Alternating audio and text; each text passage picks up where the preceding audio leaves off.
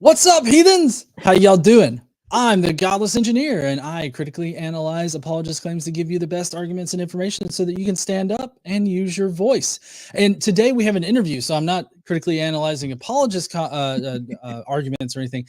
I'm talking with Dr. Jennifer Bird here about her book, which I've got a physical copy of, Marriage in the Bible, this is a topic that I've really kind of been focusing on here lately just because of the almost visceral reaction I get from Christians as well as atheists on occasion whenever I talk about the treatment of women in the Bible and just in general the relationships, how relationships are portrayed in the Bible. And I got Dr. Jennifer Bird who wrote the book Marriage in the Bible, and I've been pounding through it. I'm only 77 pages in, so I'm about nearly halfway through it, and I'm going to continue. I read it when I can. And I just want to say, great book so far. But Dr. Bird, do you want to sort of introduce yourself to who you are, what you do, and all that kind of stuff? Absolutely, sure. The things I think that relate to me in this context and in terms of my book, right? So I am a biblical scholar. So I have a PhD in New Testament and early Christianity. I got that from Vanderbilt in 2007. I did go to seminary before that. Seminary is a 3-year degree. So I went to Princeton Theological Seminary, and that's where things kind of kicked off in a very different direction for me. I can say that growing up, I was part of a Methodist family, Christian, United Methodist, and I took a really hard swing to the right theologically in my teens and 20s. So I was an evangelist, not just evangelical, but I was an evangelist for a few years, 6 years or so.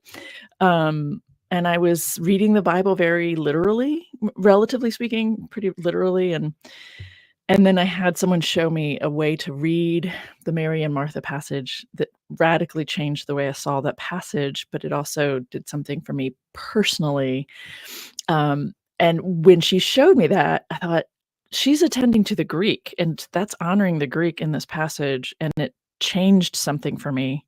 What else is out there that I'm missing, right? So that's what sent me to seminary eventually. So I went to seminary very conservative, very, this is God's word, inspired, all that, and memorizing lots of passages and bringing people to Jesus. And I left a very different person because I started thinking about things a little bit differently. And, when people today talk about deconstructing something like that, right? I went through that process, but it wasn't being called that at the time. And I think what I went through was more like being better informed. I became better educated on these topics, all of it, like, learning the biblical languages, biblical Hebrew, Greek, and eventually I learned Aramaic, or studied it, I should say. Like that, but also like the history of the church and the history of dogma and the history of all the ideas. And so everything just, when you start to look at that for yourself instead of just agreeing with all of it, that just changed something for me. So anyway, so that's why I ended up going to PhD work, so I could be hopefully taken a little bit more seriously. And this topic, marriage in the Bible, is important to me for the reasons you mentioned already, right? Women, how are relationships depicted, but also the issue of marriage equality. Like I am for, I'm an ally. I'm for marriage equality, but I'm also not interested in telling people what to think or believe about things. So I wrote this book because I know so many people who are both like either Christian and in churches, and they want to affirm same-sex marriage, or people who are who aren't religious, but they don't understand why people who are get so hung up on these things, right? So I wanted to help people. I wanted to offer a space, a way for people to, this is what's going on, to think about it for yourself, and then decide, is that something you want to be importing into the present, right? So that, there's a lot, I think, going on in this book, but I'm interested in helping people sit with the passages, sit with the biblical text first. I'm not trying to make them say what I want them to say, right? So, and then we can talk about, well, okay, how does that relate to today or not? Or oh my goodness, this is still playing out in our lives today. And perhaps part of the reason for that is because people are so well informed and trained by these passages and ways of thinking about relationships and so forth. So I hope that's not too long of an intro. I wasn't sure No. how long to talk about myself here, but it's a really important book to me. It feels like a culmination of about 30 years of life and experience and trying to have these conversations with people. So yeah, it's an important book to me. So I hope it helped, Yeah. and I hope it helps some people. That's it, right? I mean, it's already helped me, and I'll Mm, get into that here mm, in a second. It was the same things that I talked to you about before we went mhm, live, but mhm, I do want to say that something you said in your intro there reminded me that it was about you sort of going deeper into like the biblical languages and everything like mhm, that. mhm. I've actually, as I've engaged more people like on topics in the Bible and everything like that, I've actually been called by another atheist a closeted Christian. Uh, but because I take the time to like understand the biblical languages. Like I would not say that I'm literate like Mhm. in either Koine Greek or Hebrew, but I know how to look up words and understand the context and use like a lexicon in order to understand like what they're actually saying in the passage. Like I Okay. know how to do that. And Okay. so in doing that, I've had people be like, "Are you sure you're not a Christian? Because you're sounding Christian right now." Because they were an atheist making like really kind of outrageous comments about like I believe it was Paul's letters, and he Mm, was changing words around. I was like, oh, okay, well let's go back to the original Greek. And so I would like, okay. pull up an interlinear and I'd look at it and we'd examine the words that are used in the right context and everything. And so he's like, "Are you Christian? Like, are you really a Christian here? Because you're making a Christian argument." I'm like, "No, I'm just." I'm just trying to Yeah. honor the text, right? Right, You don't have to exactly. have any specific set of beliefs in order to want to respect the text, right? Yeah, Yeah. exactly. Yeah. Which kinda leads us into our first, topic that I wanna talk about. Because in your book, Marriage in the Bible, which everybody I have linked down below, if you want to go and hit that up, and you can get it either on Kindle, or, physical hard copy like I've got both. But, um, I like having the Kindle version because then I can just search up topics if I need to, like, Mhm, after I finish reading it. Like, if I mhm. know it's in there and I don't know where exactly, I can Remember where it just was. search it. Yeah, no, it's Yeah. great. Yeah. Yeah. And so, you start out the book primarily talking about two Genesis passages that are primarily used to sort of establish traditional marriage. I'm wondering if you can kind of briefly go over that and talk about like what these passages actually mean and Mm. what what the verbiage or the language that's used there. What does that indicate? Like the author's thought about as far as relationships go between men and women. Mm, mhm. Yeah, just that. Okay, and how much time do we need I'm to do sorry. again? I know. I know, It's I know. a lot. It's all good, it's all good. I love it, really, 'cause you're getting at what's going on here and what it's what matters. So, okay, so the first 2 chapters just let me just say briefly that the first 4 chapters in this book, are the 4 biblical passages that Christians usually refer to help them define this concept of biblical marriage. So, that would be Genesis 1:28 and Genesis 2:24, which you just asked me to discuss, and then also Matthew 19, 4-6, and Ephesians 5, 31 and 32. So they each of those passages gets a chapter in this book. So Genesis 1:28 is the passage that says, I'm just gonna make sure I don't misquote it because I off the top of my head I sometimes miss boop-a-doo. Uh God blessed them, and God said to them, "Be fruitful and multiply and fill the earth and subdue it." And then, of course, it goes on to thank you. Yeah.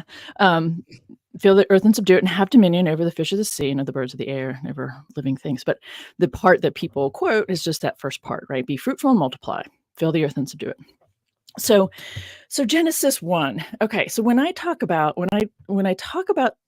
what's going on in these stories, in these biblical passages, I want to talk about what is this story doing? Like chapter 1 of Genesis, and it kind of spills over into chapter 2, is one of the first 2 creation stories, right?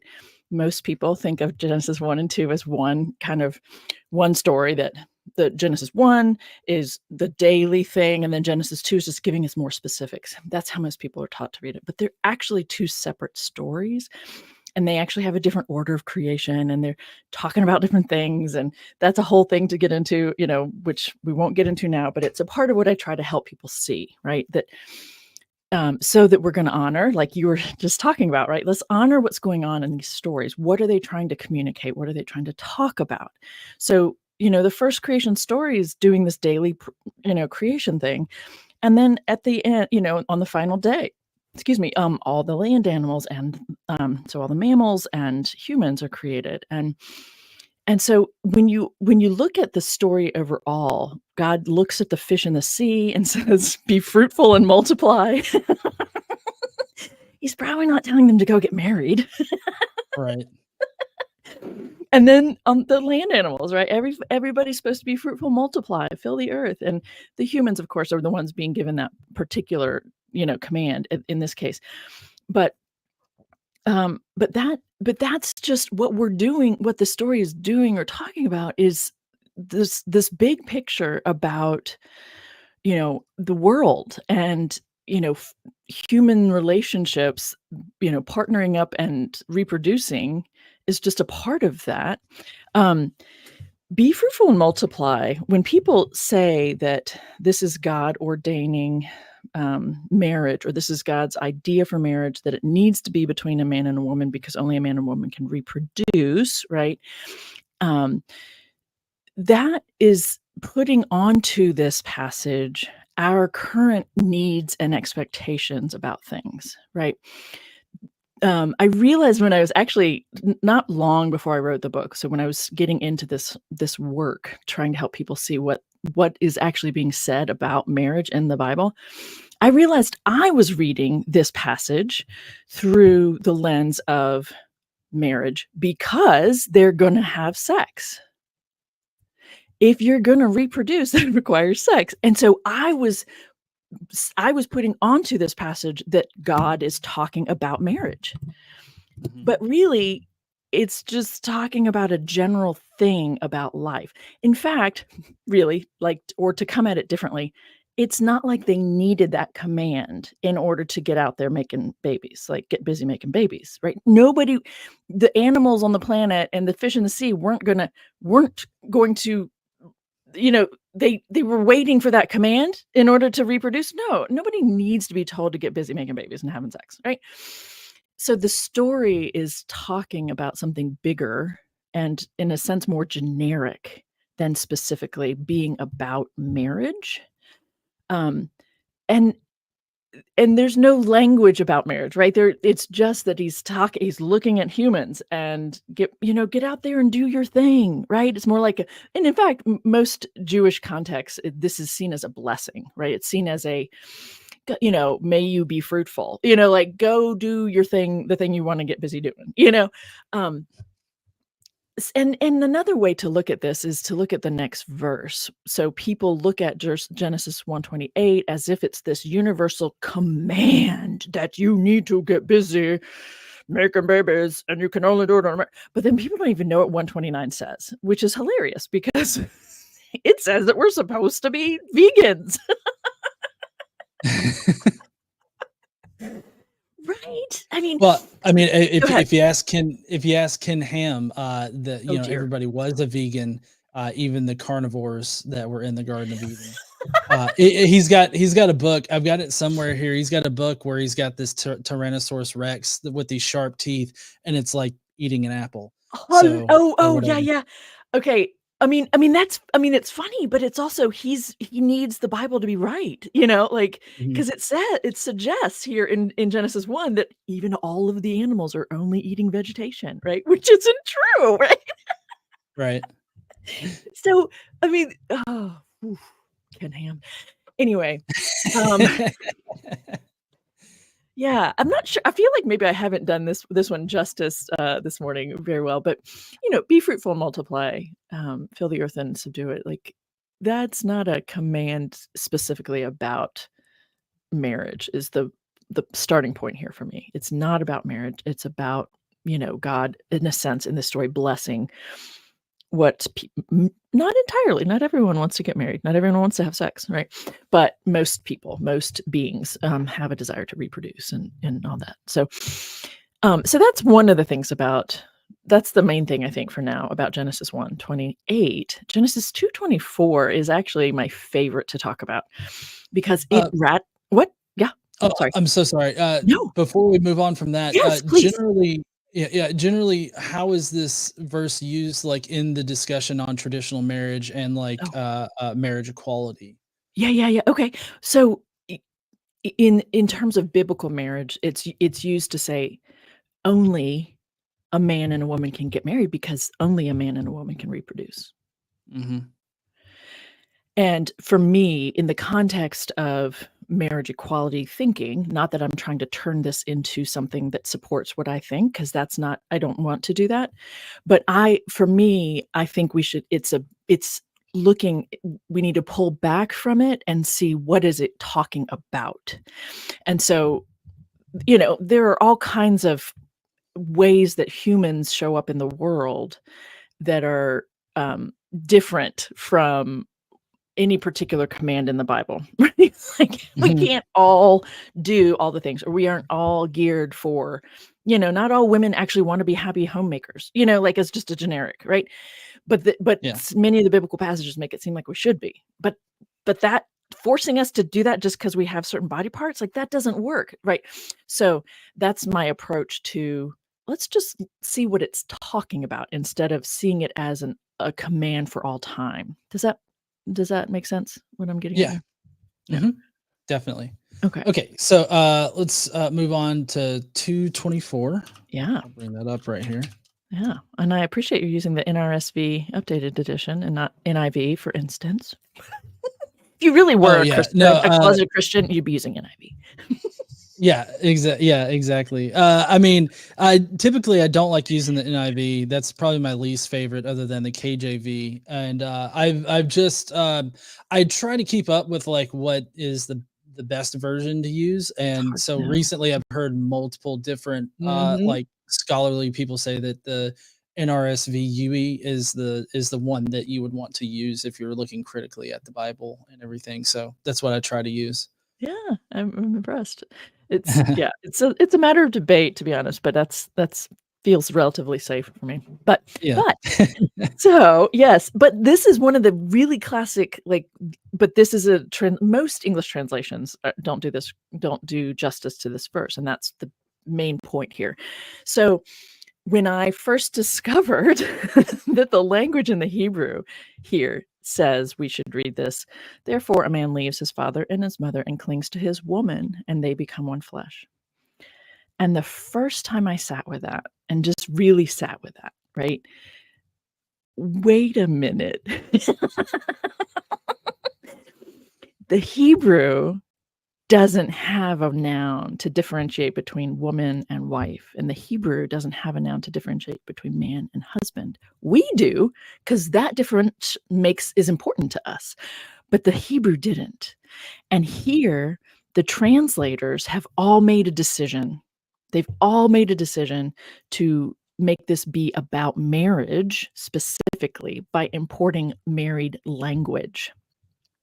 So when they say, therefore, a man leaves his father and mother, clings to his wife, then it's okay for them in the next part of the verse to then cling together, which is which is implying they're going to have sex, right? Mhm. I wish I'd recorded a couple times when I made this announcement, like when I kind of talked this through with students in person, and just to watch all the faces. They're like, "What? They don't get married? That's not marriage?" In this verse this verse and the verse in 1 Corinthians 7, about if you're too passionate, go get married, that'll help you put out the passion, actually. These two verses are used to say that sex before marriage is a sin. Mhm. But in the Hebrew Bible, there isn't a verb to marry. There isn't a way to differentiate between pre and post pairing up. So so and other biblical passages make it very clear that men can have sex prior to and outside of marriage, and it's not an issue at all. So So anyway, so this verse, again, in context, look at what the story is saying. What is this chapter saying and getting at? Well, this chapter is really, you see the opening where, God, there's the gardens and the rivers and all this stuff. And then God forms a human, not a man, but a human out of the dirt. And we think it's a man because of the pronouns used, and because the name Ha'adam, whatever. So it gets turned into Adam. But the first human was actually generic, no gender, just a human. And the language and the conversation is around this thing about it's not good for the human to be alone. That's the premise that's laid out there up front. Like, you've got this human, but the human is alone, and that's not good. So let's find the human a partner. And the language there I like to talk about, but I don't want to spend too much time on these details here. But the partner as its equal is what they're looking at, not a subservient. But anyway, so you get to verse 23, and it says, therefore, where he's, pulled some of the side out to make another human, and breathes life into them both, and all that stuff. And so they're, out of this one shall be called woman, for out of man she was taken. Well, once you have male and female, once you have two, that's when you have male and female. Prior to there being two, when it was just one, it was a generic human, Ha'adam. Now it's Ish and Isha, a man and woman, now that we have two. And this is where people get hung up, I think, on the wrong thing. This is a story, I think, that is trying to talk about a nearly, but not entirely, a nearly universal desire that humans have to find a partner, to partner up, to have a life companion, to do, to share your life with, right? It's not specifically talking about the institution that we call marriage. It's talking about human desire, human need, the need for relationship, which to me it might sound subtle, but it's a pretty significant shift in terms of where you're putting the emphasis. Mm-hmm. So this verse, in every English translation I've looked at, implies marriage, but the Hebrew isn't. If you look at the story in the Hebrew, it's not talking about a human institution. It's talking about a human desire on the level of relationship. Mm-hmm. Just a little anecdotal story from me. I actually, after I read this part in your book where you talk about this language distinction here, I mentioned that to a Christian in a live that I was doing, and I was like, there's no actual verb in the Hebrew language that means like to marry or distinguishes a married individual. Yeah. And he was like, no, there is.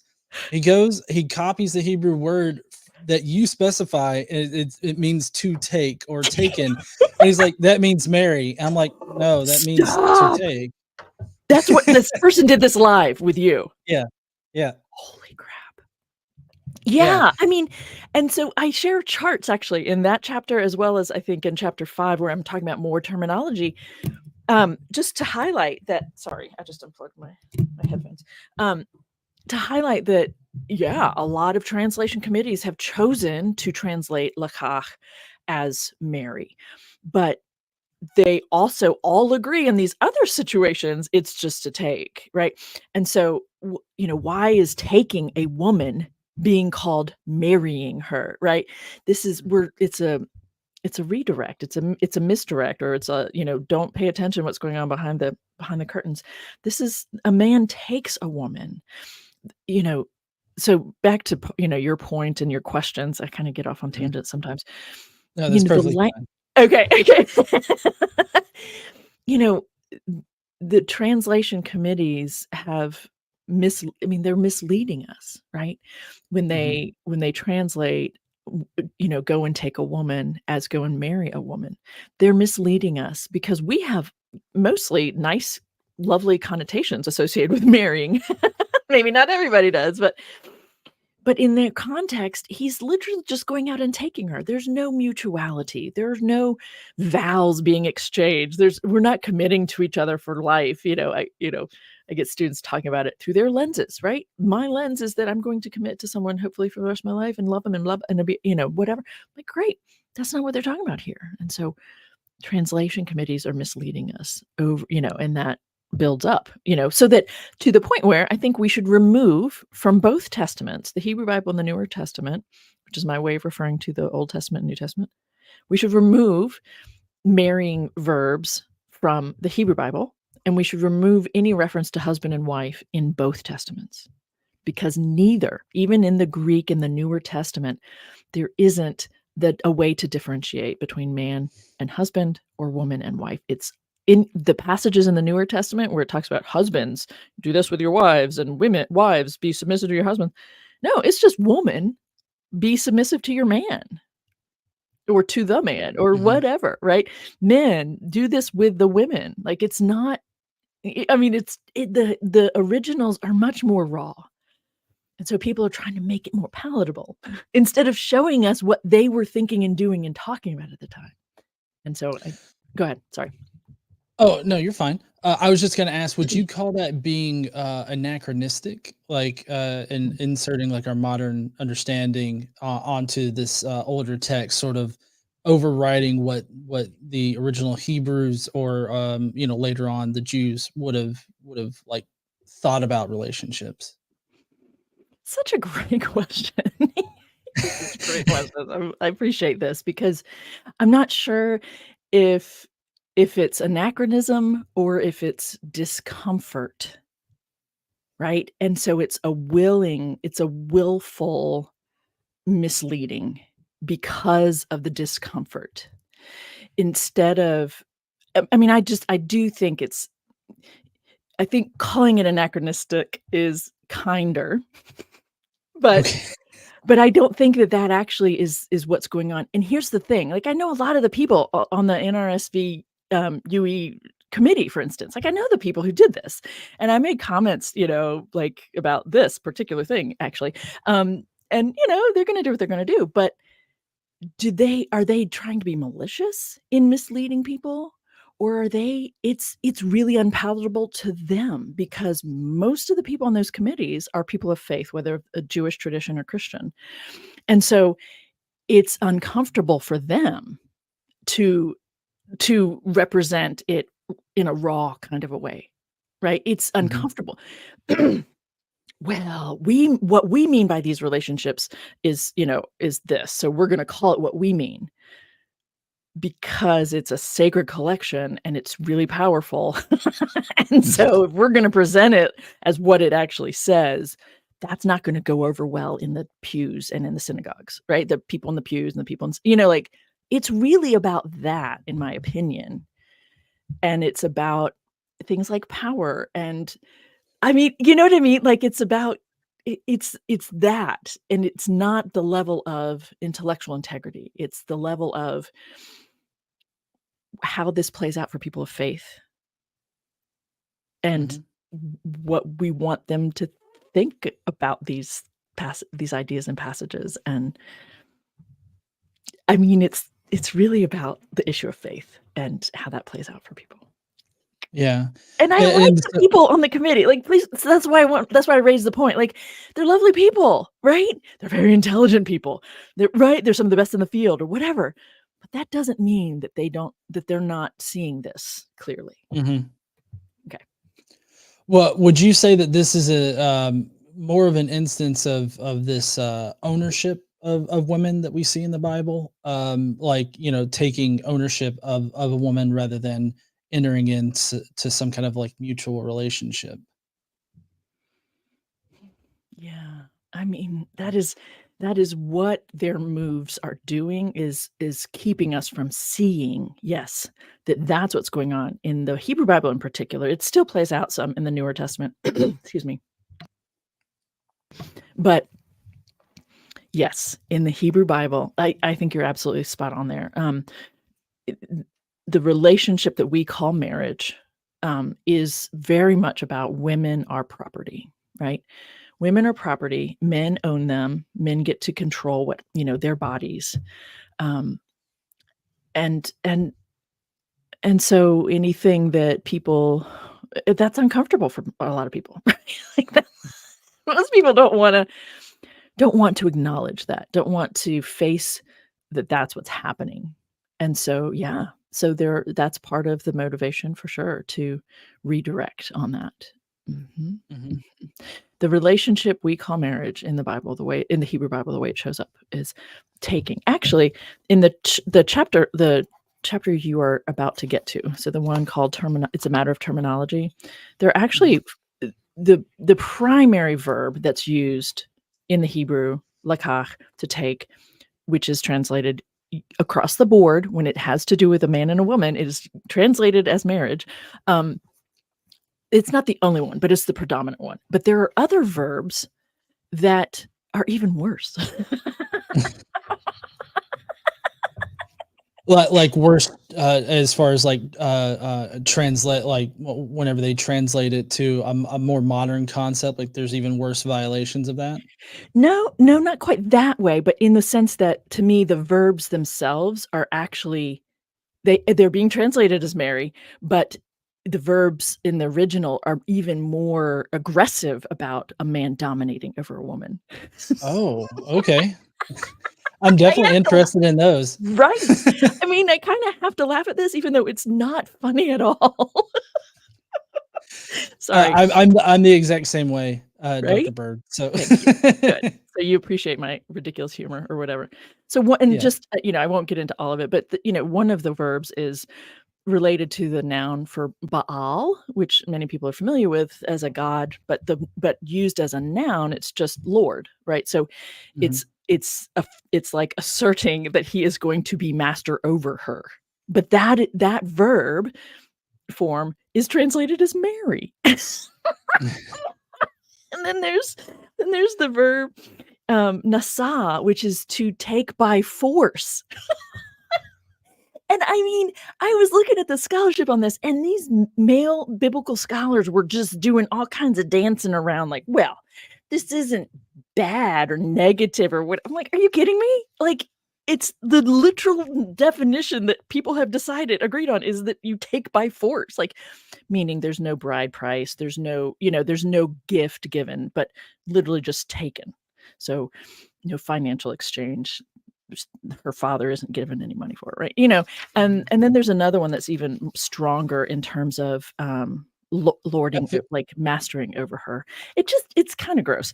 So the lakach is the most common verb form, but Okay. there are three or four others that are all more clear about men dominating women, and they're all being translated as to marry.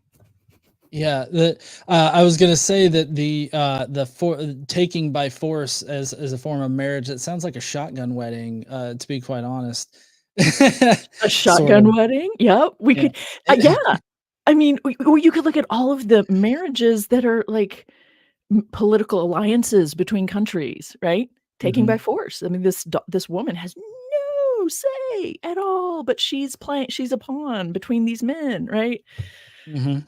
Yeah, all kinds of but like one quick example of it is Mahlon and Chilion, the sons of Naomi and Elimelech in the story of Ruth, right? Mhm. So they all moved to Moab. These Hebrew people moved to Moab, and then the two sons take women, and it's nasa, but they marry women. It might say that they take some women as their wives or something like that, but it's nasaing. It's like take by force. It's like, Mhm.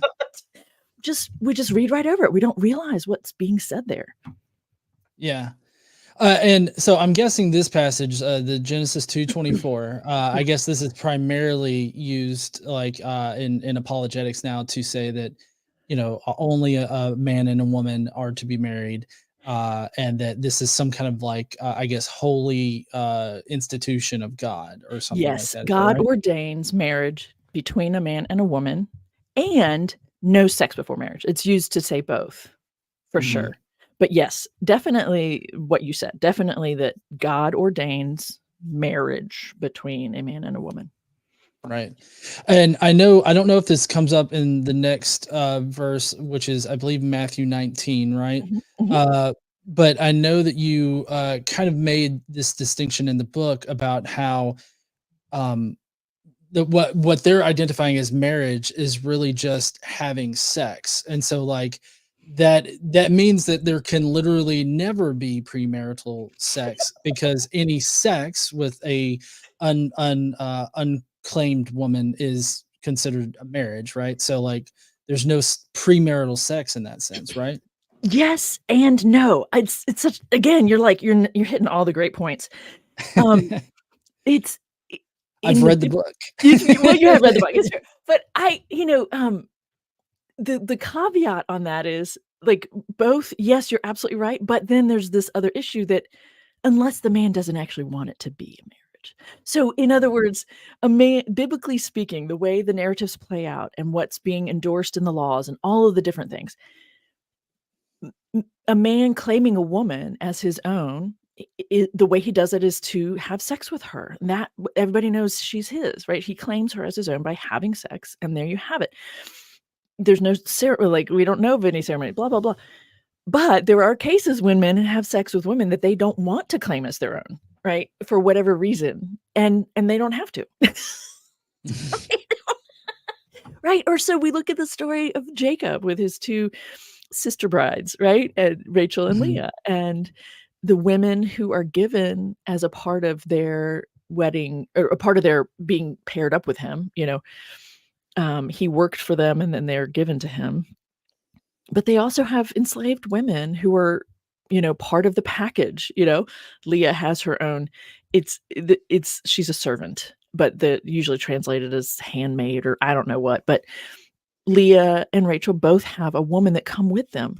So Jacob is having sex with 4 women, right? They all are under his roof, but he only has to claim 2 of them as his like, he's claimed 2 of them, taken 2 of them, had, only 2 of them count in what we would call a wife status, but the other 2 he's having sex with, and it's not a problem because it was a cultural practice. And it was important for creating the tribes of Israel. Like, I mean, in the narrative, it's essential. Nobody cares, but he's having sex with those other 2, Bilhah and Zilpah, and that's just that. Like, they're just there for sex. Yeah, how I'm just wondering how if you have the same reaction that I do to that particular story, because like when I was a Christian, I never really read too critically in the Bible, right? But Right. once I started really studying like both the Hebrew Bible and the Newer Testament, this story really kind of, it made me laugh, but it like not because I think the situation's funny, but it's just like, how ridiculous is this situation? Because it's like, Jacob, he works for 7 years to purchase a woman, and I always, whenever I bring up this story, I always make sure to like turn my head away. And when I'm talking to somebody, I yell purchase, because it's like, I want to drive that point home that he is purchasing a woman. And so he purchases a woman, but like, I don't know what happened, but like, he marries the wrong woman. He was given the wrong woman, and he's like, "Oh no, I slept with the wrong woman. Why did you do this? I can't tell them apart." Like, that struck me as the weirdest story. Right. And so I don't know. It's kind of one of those situations where you laugh because it's really uncomfortable and not really good, but it's like, what are you trying to do, story? Like, this is the worst kind of story writing in my opinion. Totally. About How it. is that even? Yeah. I do try to laugh about this. Don't tell me he didn't know it was Leah. Ooh, who have I been with all night? Yeah.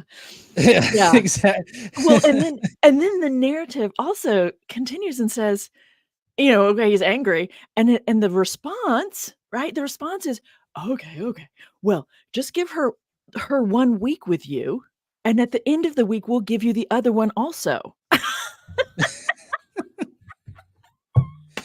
If you work for us for another 7 years. So like, he goes from nothing to all 4 women within a week. Like, it's just so many pieces of it are just wild. Right? Yeah.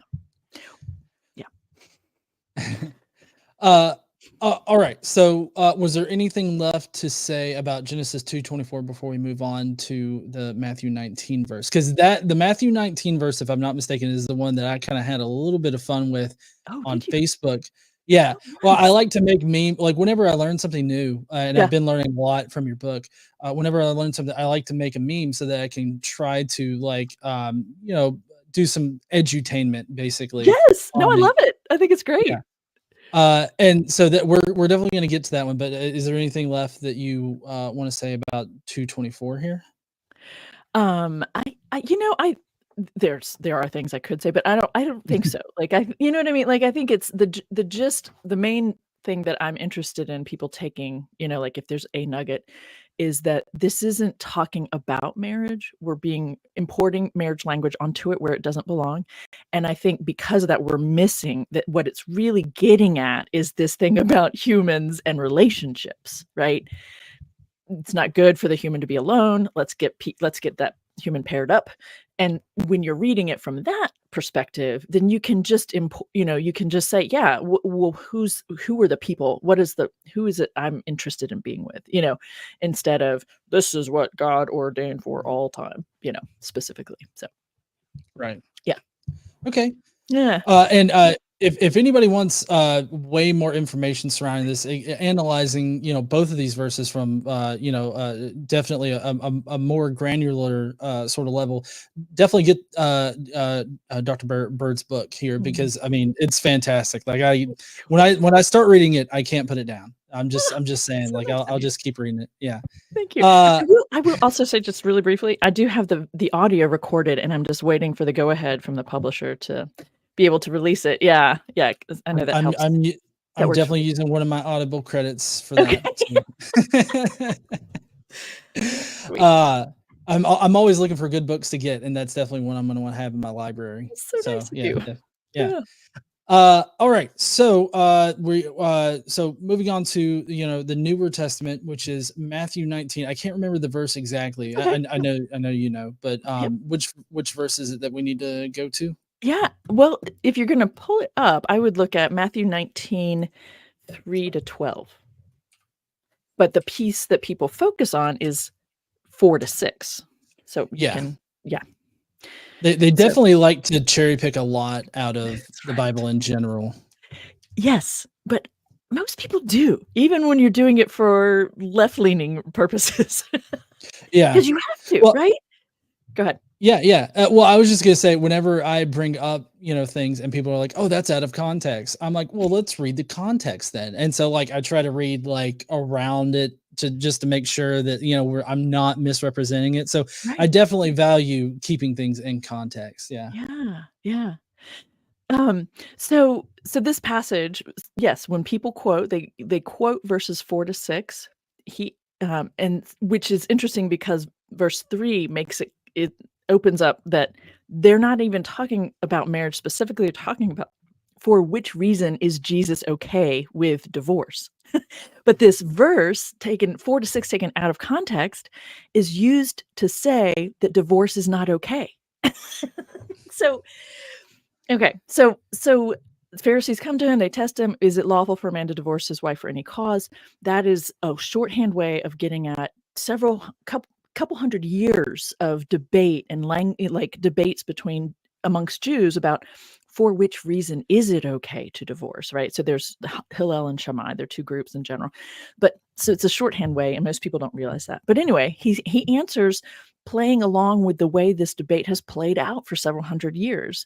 Right? He says, have you not read that the one who made them at the beginning, quote, made them male and female, which is pulling from Genesis 1, and said from Genesis 2:24, for this reason a man shall leave his father and mother, be joined to his woman, it should say, and the two shall become one flesh. So he's just quoted the 2 verses we just discussed, right? As Mhm. have all of the Jewish men before him. He's not doing something new here. He's just playing along. And then he follows up again in a way that was not new. So they are no longer 2 but 1 flesh. Therefore, what God has joined together, let no one separate. End of discussion for people quoting this out of context. And so, then they said to him, why then did Moses command us to give him a certificate of dismissal? Blah, blah, blah. He said, it's because you were too hard hearted, yada, yada. But the beginning was not so. And here's a piece where I think I don't know for sure if this is new in terms of the conversation, but this to me ought to be included in defining marriage. biblical marriage because of what it says, which is what you were talking about earlier. This makes it very clear, verse 9, to me, but it took me a while to see it. So, and I say to you, whoever divorces his woman except for sexual immorality and marries another, there is a verb to marry in the Newer Testament, commits adultery. And he who marries a divorced woman commits adultery. So what this is showing us is that Jesus is agreeing with the Hebrew Bible way of talking about pairing up, which is that the only thing that's talked about when it comes to marriage is sex, having sex. The only thing that matters. We're never told, we don't give any stories about healthy relationships and communication and caring for each other. When it's talked about, it's a man goes into a woman. When they talk about marriage in the Newer Testament, it's only in light of sex. So this is part of the bigger conversation from my perspective. People are tend to be hung up on who is having sex together and therefore what kind of sex it's going to be. Is it able to be reproductive and so forth and so on? And in part, that's because the biblical texts set people up to only focus on the sexual intercourse, the intimacy part of it. And here, like I like to phrase, I know that you're a married man, right? I actually am not going to really put you on the spot, but sometimes I just ask people, so what are the top 5 things that define your marriage? Like, what is it that makes your marriage a marriage, And I'll playfully ask, or just say, well, I'm sure sex is probably in the top 5, but it's not the only thing, right? It isn't the thing that, and I didn't mean to say, like, maybe you two are asexual. I mean, it's possible, right? But, not terribly likely, but it's possible here. So the point here is he is focusing in on the reason you can't divorce is because you're going to have sex again. The reason you can't separate from this person is you will pair up again, and having sex with a second person or this other person is a cheating on this first person that you had sex with. And so the whole framework, the whole language around marriage and defining marriage is that, the sex act. No wonder so many people are hung up on that, can't get past that, or think that that needs to be the thing that defines who can get together. Yeah, I guess where my brain kind of goes with this is, I guess this is, I guess generally people think, well, in the Hebrew Bible, they don't specify that men can only get married once or they can only have one wife. So it's kind of like, why is this even an issue? I guess maybe is where it goes to. But I guess this passage is really talking about the consequences of divorcing a woman, with the exception of the sexual immorality bit, and then continuing to have sex with other women, I guess. Yeah, pair up again. Yeah. The reason, yeah, exactly. The reason that divorce is not okay in this passage, according to Jesus, is that you're going to remarry. You're going to have sex with someone else. That's the reason the divorce is a problem, not what is very real to many people today. The heartache, the difficulty, the ripping families apart. You lose people, right? If you are a divorced couple, right? You lose friends and you lose family members you might have really enjoyed seeing at family gatherings, or how hard it can be on the children, or your own resources are now not pooled but are separate, and that is hard, right? That is hard. And all of those things, like, that's what makes divorce unfortunate. But that isn't on the table at all in this conversation. And so the fact that Jesus himself is saying, yeah, the reason divorce is a problem is you might have sex with someone else, like, that is what his Hebrew Bible has taught him to think about. And it is one of the more tragic verses in the Bible, in my opinion, because of this. Like, this verse 19:9 is really tragic because so many people just take it in and say, yep, I mean, Jesus said it, of all people, right? Divorce, you can't get divorced. I mean, that's the worst thing, like, no, let's look at why he thought, if we're going to posit that the guy Jesus actually said this, like, that's a whole other conversation, but yeah, what was going on in the thinking here? It's still very much about men owning women's bodies, why, all these issues of pristineness around a woman and sex and all that. I mean, all of that's in the background, but focusing in on that, right? Focusing in on the sex part is the problem, right? That's just very unhealthy. Yeah. I just think it's wrong, and it's so harmful, over the centuries. It has just been terribly harmful. Yeah, it kind of seems to reinforce this sexual objectification of women, Totally, right? totally. Yes, Yeah. absolutely. And Absolutely. Go ahead. Yeah. I feel like looking at this that I can totally see how a lot of Christians would not even want to broach the whole topic of the fact that this only concerns men's ability to divorce a woman and not like a woman having the right to like divorce based on sexual immorality or anything like that. Women were not allowed to initiate a divorce. Yes, yes, and yes. I mean, well said. I mean, right? It's all of Yeah. it. It's about what a man can and cannot do with a woman.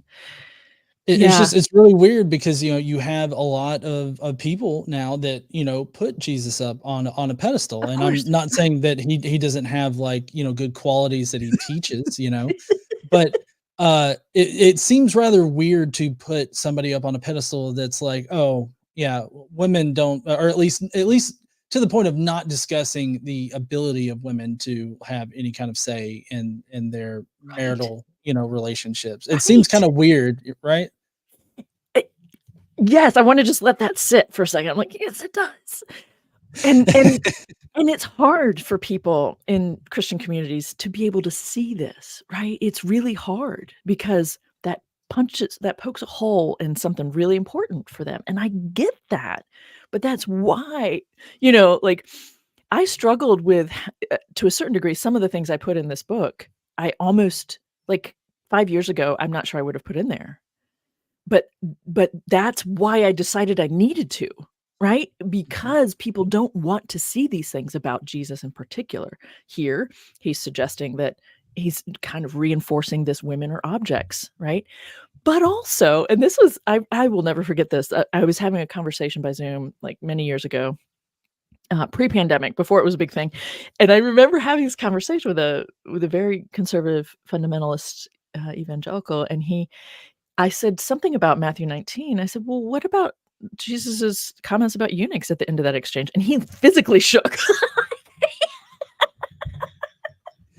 and he just changed the conversation, changed the subject, and I was like, "No, but here's the thing, John," and I was saying it to him at the time, "but here's the thing, this is all still set up. We haven't gotten to the point that the writer of Matthew is trying to make here.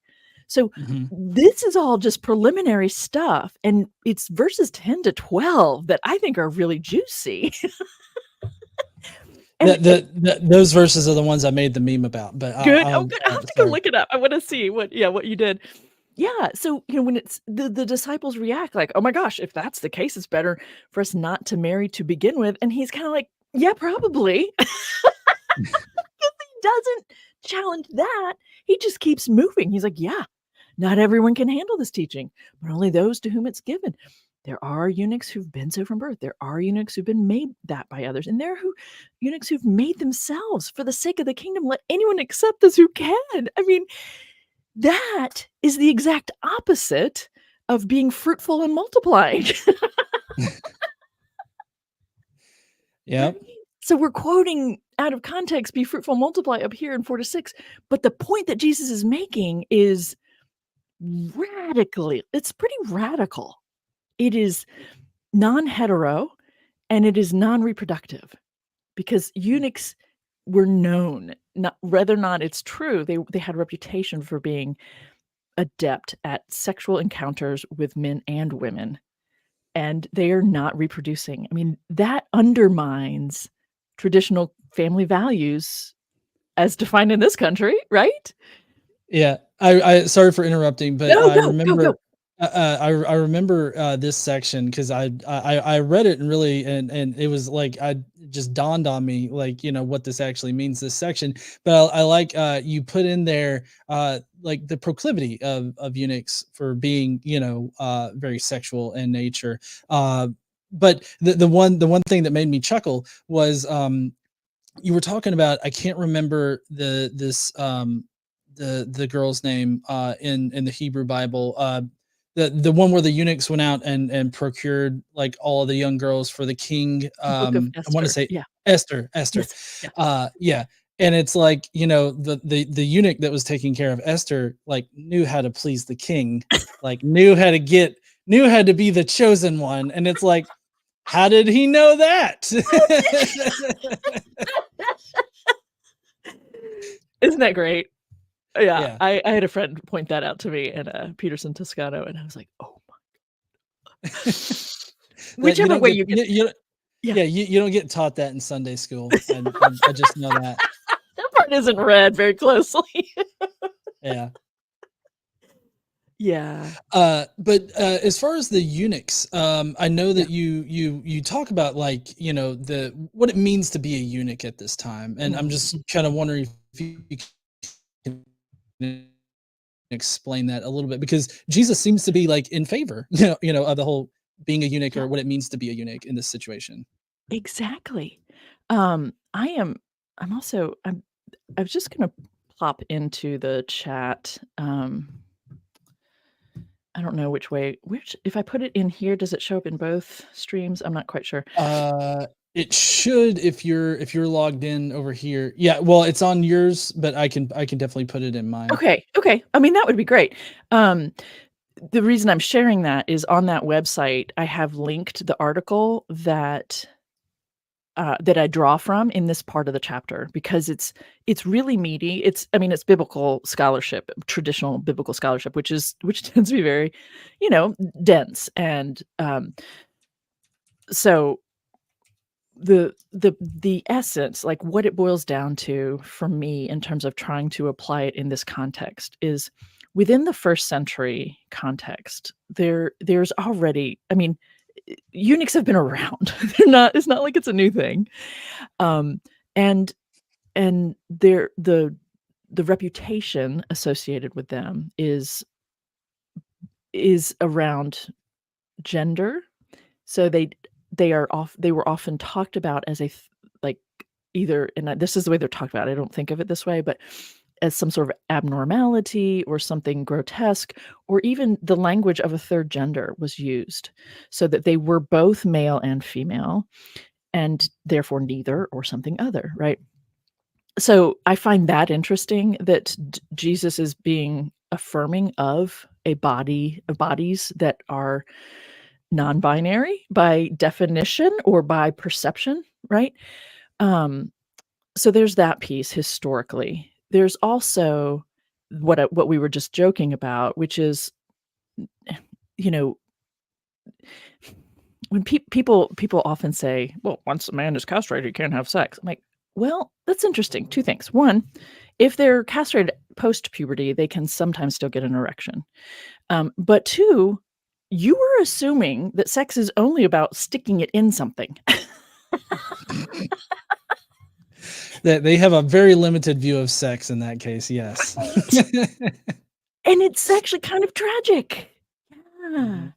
So those are and so he points out and he points to all these different in Greek and Roman stories and philosophers and writers and all this, so it's not this is it's a well researched, point that he's making here, that castrated men, right, eunuchs are were good adept at pleasing both men and women, and there are women, wealthy women over the centuries sometimes preferred a eunuch as their lover because it was, child prevention, childbirth, Mhm. good. What am I trying to say? Good. um so Like contraceptive. thank you. I was like, what am I trying to say here? Yes, kind of, it's a good, yeah, prophylactic. Anyway, it's complicated because there are also people who are associated with specific different religious temples or cults or, traditions whose priests would be specifically castrated, and that would be part of their role is, or part, if you're going to be a priest for so and so, that's that's part of what goes on. And so people are saying, some people have pushed back on what I'm presenting here, saying, well, isn't he really just kind of saying something about over here and the priests and things? And I'm like, you know what? All of those things are true. All of the things and that particular religious tradition in particular in that region is mentioned in the article. If people want to go look that up, and there are resources you can turn to find the writings about them. But from my perspective, what I think is really helpful for us is to look at what is being endorsed by Jesus. So for people for whom it matters what Jesus says, like, yeah, in verse 9, he just reinforced that women are property. And in verse 12, he affirms a non-binary person who can't reproduce. Like, we've got a lot of messages going on here in the biblical texts, but within a span of 10 or 12 verses, we've just gone from endorsing being fruitful. Well, actually, that's not even referenced specifically here, right? But we have the same passage is talking about being fruitful and multiplying. And then we've also endorsed people who absolutely cannot. That's a pretty striking set of realities in terms of biblical messages about what is okay or expected or whatever, validated by God. I mean, for people for whom Jesus is God, God is endorsing non-binary humans who have non-hetero sex. Yeah. It's just a thing. And the history of the church turns this reference to eunuchs into being celibate, which is deeply ironic. But it's partly because so many men in the early church were taking this very seriously and were castrating themselves. And so the very first council of kind of church leaders in the Mediterranean area, happened in the year 325 Common Era, and was the emperor Constantine is the one who said, you guys need to get your shit together. So like, you arguing over these theological ideas is going to split my empire. So could you get together and make some decisions about some things? It's called the Nicene Council. But the very first proclamation that they made at that meeting was, if you have castrated yourself, you are not allowed to be a leader in the church. That's how common and how problematic the practice became. So subsequent to that council, church leaders started rereading this passage about eunuchs as being about being celibate, not having sex, people who choose to not have sex, which is just funny. But most people today read this thing about eunuchs and think, oh, they're celibate. They're not, because eunuchs can't have sex. Eunuchs well, that's not true, actually. So yeah, it's a fascinating thing to me, passage. Yeah, it seems like if Jesus wanted to focus on being celibate, then he would just focus on that, right? Like, he would just say that. I mean, Exactly. It's not like they didn't have a word for celibacy, and he didn't have to necessarily dress it up with some kind of like poetic language here. He could have just been like, that those that don't have sex are better off, Right, or something like that, right? Yes, the people who want to be priests in my community just are not having sex. Yes, they can just say it. Yeah. Yeah. So I do have the meme that I made. Oh, good. That Good. was I'd love to see it. inspired. And okay, let's see.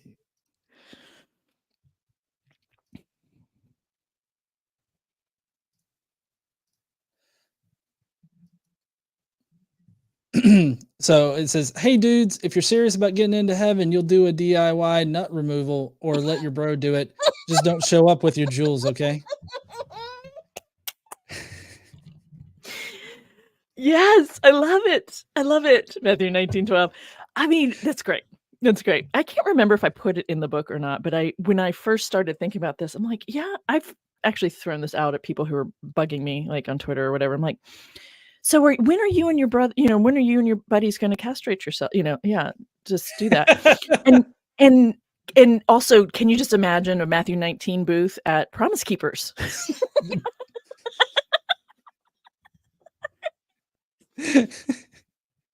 Come on, bros. Right. You want to get into heaven? This is the fast track right here. We are serious devote. Yeah, we are serious disciples. Oh man. All right. So I find that this is rather intriguing, considering all the rhetoric that's usually thrown around about traditional marriage in the, as ordained by God or whatnot, because it Mhm. definitely, if you believe that Jesus is God in some kind of way, and he's over here seeming to, affirm not only a non-binary type of gender, as well Mhm. as non-heterosexual relationships Mhm. or non-heterosexual unions or whatever. It seems to be very counter to their general line about it. So it seems like this could be like, like, I feel secure in if somebody comes up and be like, well, God doesn't like gays, and it's like, okay, and or them saying that trans people don't exist. It's like, oh well, I mean, Jesus seems to be perfectly fine with non-binary or people that don't exactly match the normal gender, norms or whatnot, and Mhm. also seems to be perfectly fine with non heteronormative relationships. So I mean, I don't know what you're talking about. Mhm. Mhm. I mean, exactly. It feels to me like the linchpin, you know, Yeah. this verse. It could, if people just took it more seriously. I created a couple short videos trying to highlight this. Like, this is why I care about Matthew 19:12, because it's words in Jesus' mouth, and what Jesus says is really powerful for a lot of people. And goodness, this is a game changer, but so many people have other things associated with it. They can't hear that, or they just want, whatever. Same kind of Yeah. pushback that you were talking about, you have when you point out something in about like Mary or whatever, and people push back because Yeah. it's too far, too much. Was there anything that we didn't get a chance to cover concerning this particular passage? I don't think so. And I think yeah, here's the well, if we've already kind of stated this, but here's one of the quotes is eunuchs were universally characterized by the frequency, ease, and adeptness with which they performed sex acts with both men and women. Mhm. Yeah, I think that's the but So yeah, yeah, both the eunuch piece, which is really powerful and important, and people in trans communities today tend to appreciate what's going on for eunuchs in terms of there's something changing about their bodies, whether it's done intentionally by them or has been done to them. I mean, it's a different scenario for sure. But I know that um, I've had many trans people reach out to me and talk about this, that for them eunuchs are really important. Anyway, so I find it interesting and I try to listen and learn from that. But also, I mean, I'm kind of seeming hypocritical. I just wanna acknowledge that, right? Because I'm highlighting verse 12 because I like what it's saying, because what it's pointing out, and I'm not thrilled with verse 9, and I'm pointing that out, right? So mhm, that I realize what I'm doing, right? I realize that I'm saying this is nasty, but it's put in Jesus' mouth, and so let's pay attention to that. And by the way, this is great, and it's put in Jesus, like, this is the nature of these texts, right? Is mhm. there's a lot of contradiction, there are a lot of ancient ideas, yada yada, and then there's these surprising things that happen, and then there's this, and so it's anyway. I just wanted to acknowledge that because I know that's something that people Yeah. sometimes feel like, wait, No, I understand that, but I kind of feel, I guess the way that I take it is just highlighting how our understanding of these texts has been manipulated and changed hmm from what it hmm truly means. Because it's hmm like, nowadays, people aren't going to know like how adept eunuchs were at switching, their sex partners and everything, and that Jesus was speaking favorably. Like Jesus didn't take offense to being called a eunuch. I mean, exactly, it's I yes, feel like it's very much akin to like if anybody calls me like gay or slur for gay or whatnot, I'm like, so what if I am? Like Mhm, that's kind of the energy that kind of brings. But I also think that it's important to highlight how the problematic nature of like verse 9. Like I mean, Jesus having complicated, nuanced positions on things, whether some are good or some are bad, just seems to be like a normal thing, right? exactly, Yeah. yeah, Uh, I know that we have the Ephesians to get through. Did you want to cover that one too? sure, Okay. sure, yeah. Ephesians feels to me like it's kind of the bane of my scholarly existence because I've been asked to write like a couple different commentaries on it, very short ones, not full, not full, and it just drives me crazy, this passage. So I decided, go ahead. Oh, I was just going to ask, what were the verses? I'm currently in the middle of reading the Ephesians chapter. So. Gotcha. Yeah. So it's Ephesians 5, and the verses are 31 and 32, but we do, I don't know how much of the context you want to look at. Oh, just whatever you want to bring up. Okay.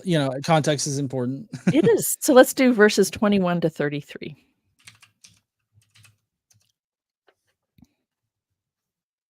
Okay. Yeah, it's so funny the way they have that separated. Verse 21 is separated from verse 22. Whole deliberation, in scholarly material about that. Like, is it a wrap up of the previous verses? Is it a lead into the next? I think it's actually both. But yeah.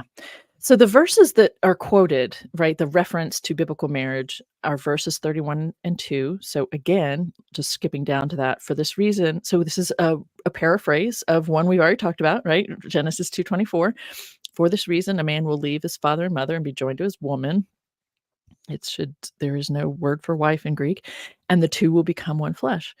This is a great mystery, but I am speaking about Christ and the church. And that's where we stop, which is hilarious since the very next verse says, each of you, referring to men, should love his woman as himself, and a woman should fear her man.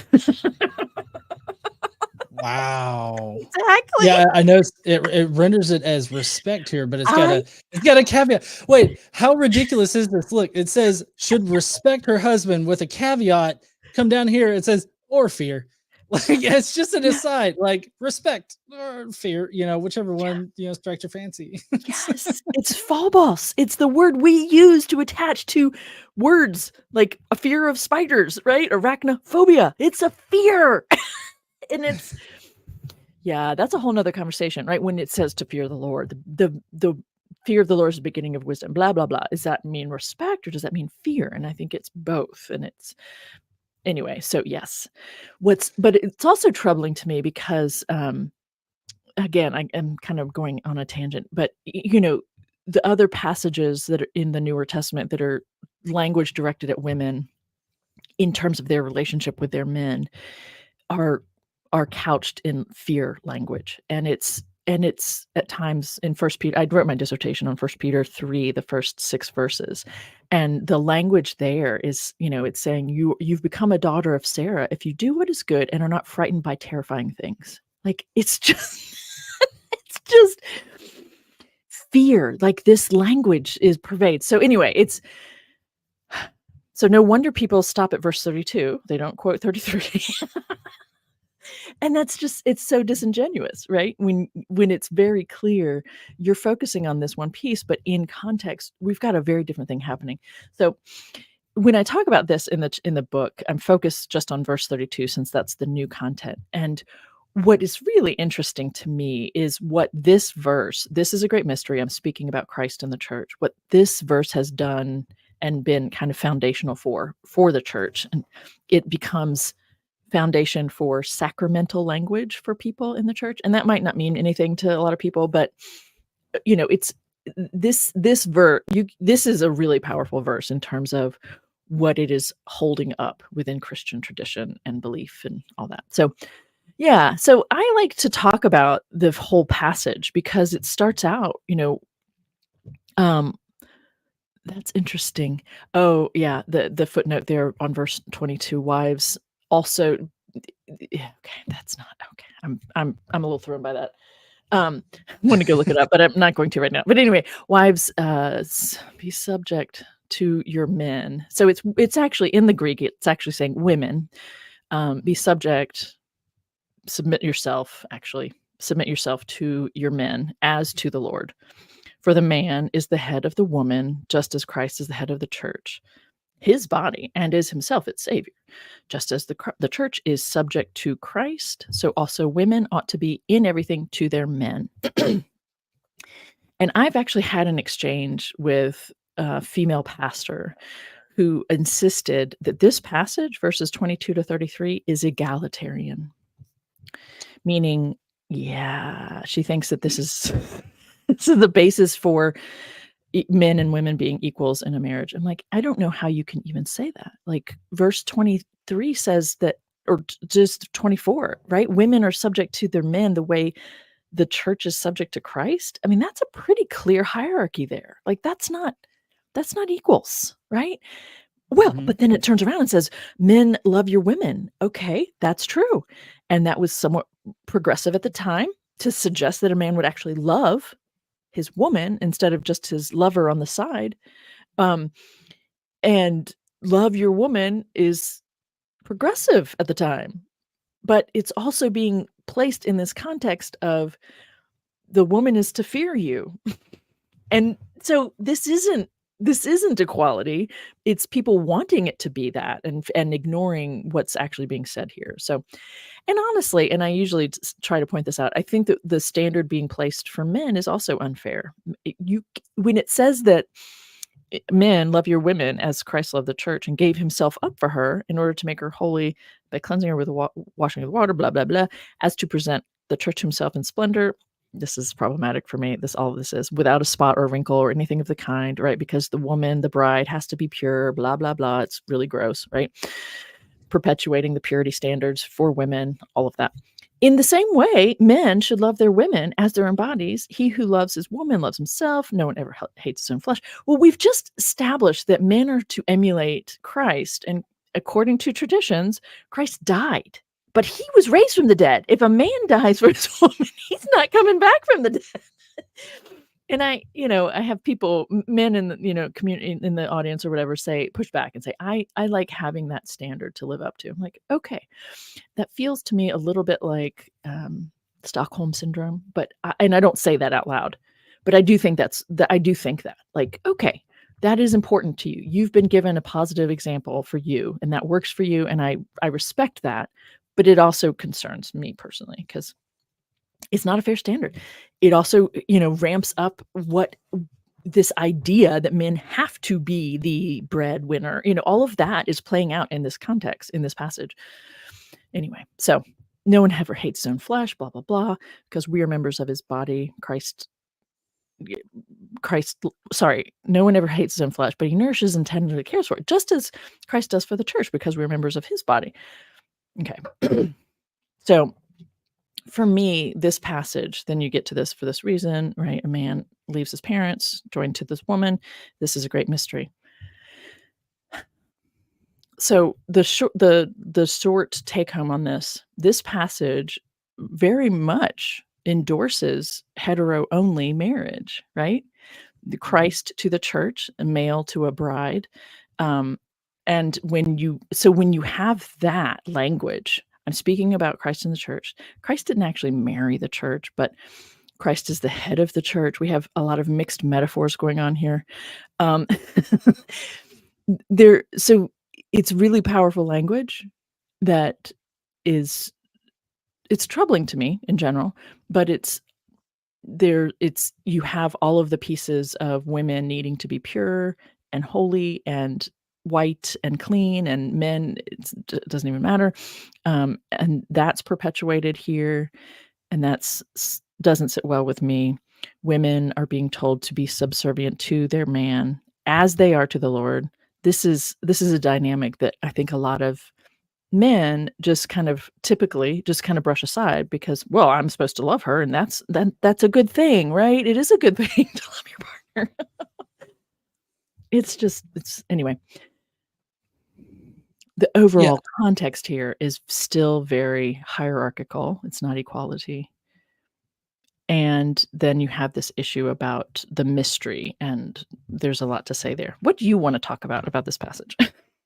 Yeah. Oh, well, I mean, I was just gonna say that, yeah, when I've encountered, when having these discussions out in the wild, uh, typically they do represent this as an egalitarian sort of view of relationships in the Bible, and presenting it that way. Which, I mean, honestly, I hadn't thought to look at the caveat about respect.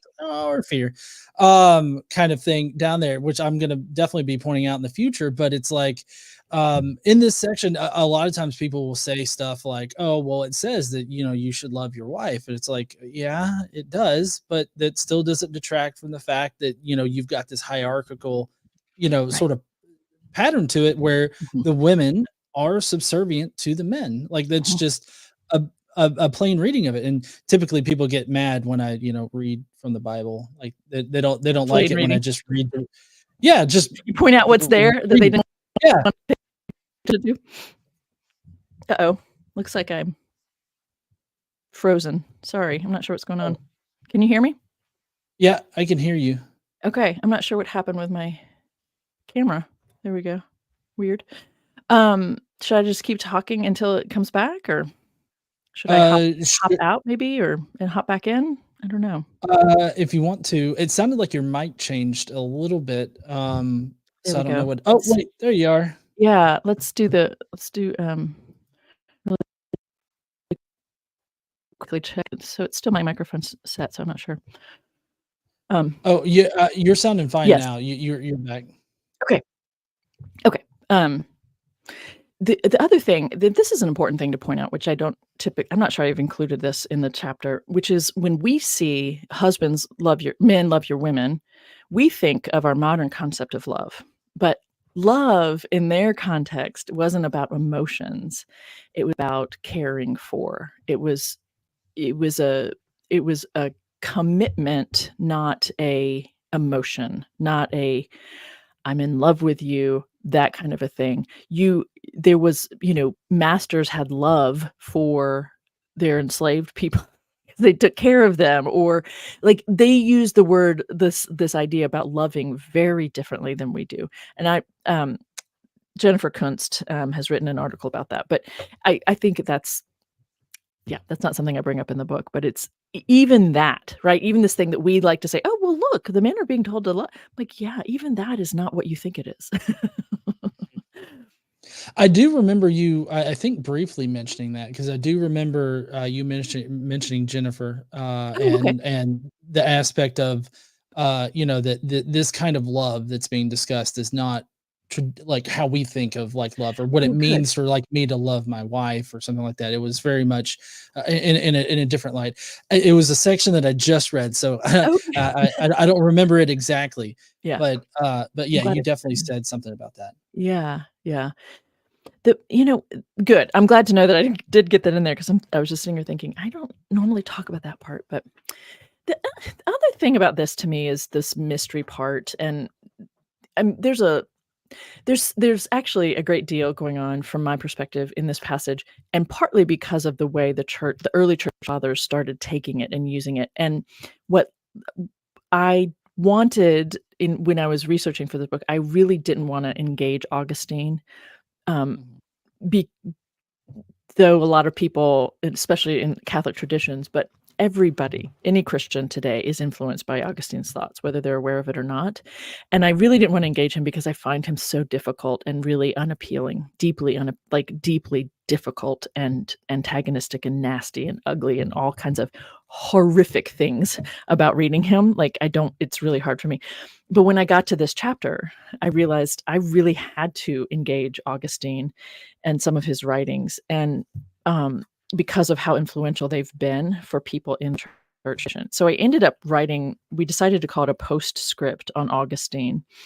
Um, and the reason I'm bringing this up is because his ideas about sex and marriage are still alive and well today. Like we see it in people's we see it playing out, even though people don't know that those ideas and beliefs come from Augustine. So, for people who've been taught, no sex outside of marriage or before marriage, no sex before marriage in particular, and the way that procreation is managed and is only for marriage in people's minds, that comes from Augustine. That really is solidified by him. So the postscript I engage primarily just one of his writings, although I read through multiple sections. But he wrote a piece called "On the Good of Marriage," meaning the thing that comes from marriage that is a good thing.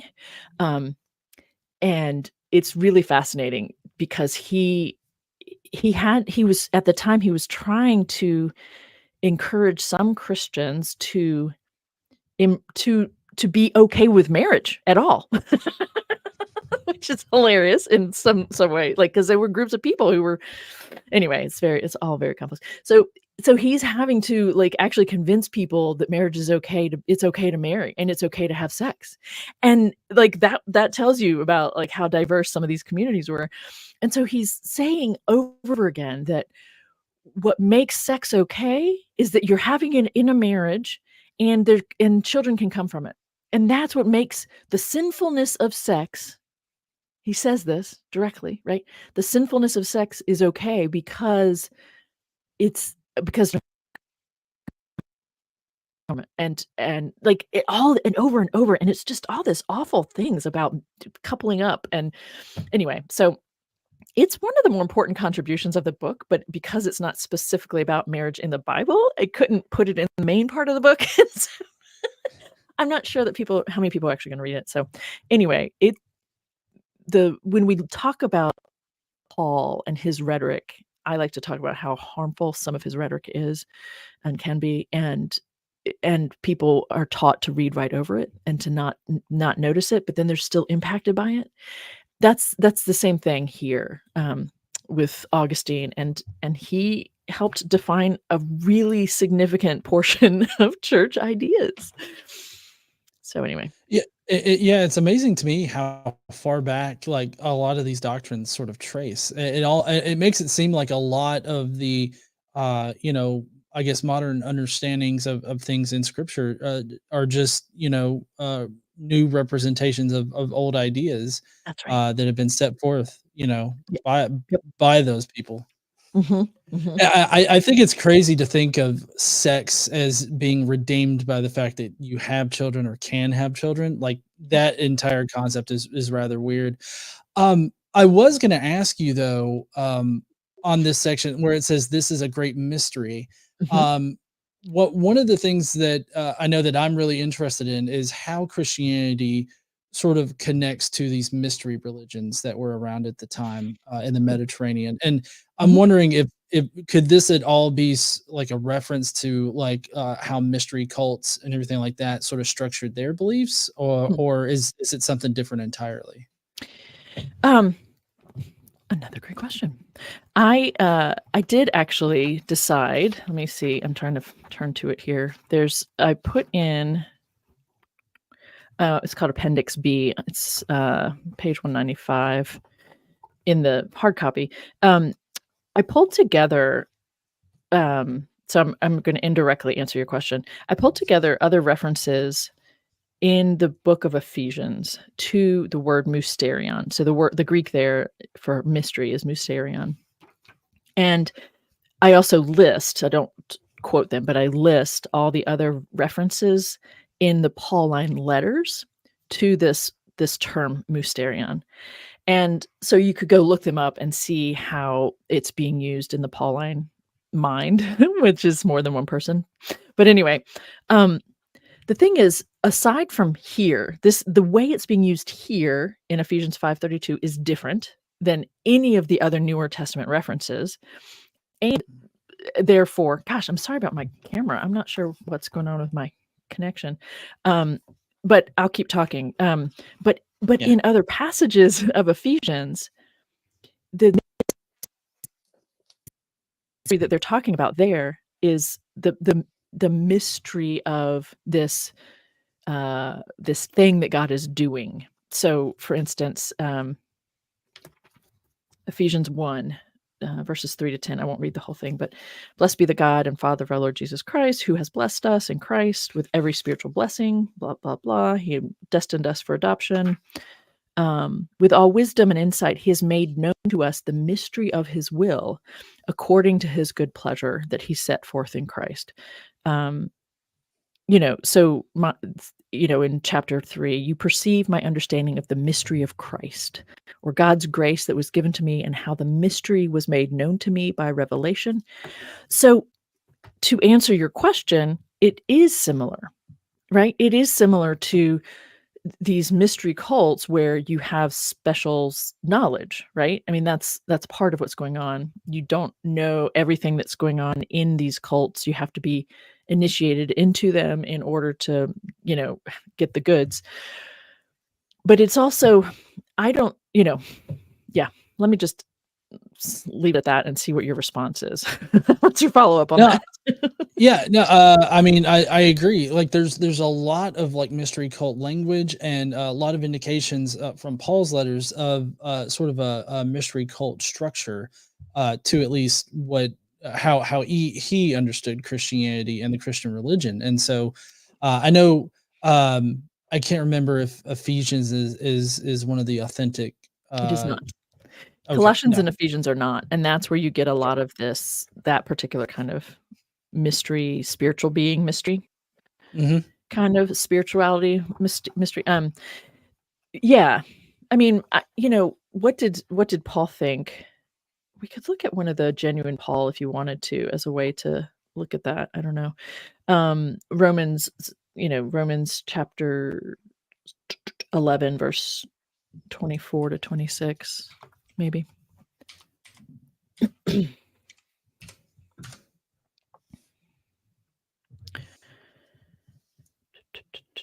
So it's specifically in verse 25, but I want you to understand this mystery, brothers and sisters, so that you may not claim to be wiser than you are.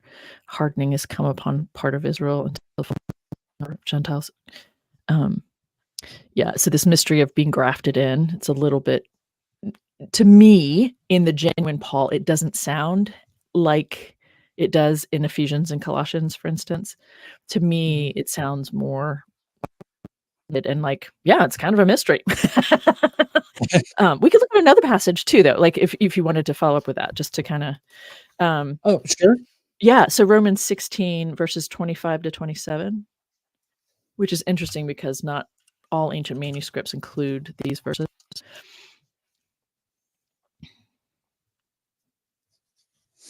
Okay.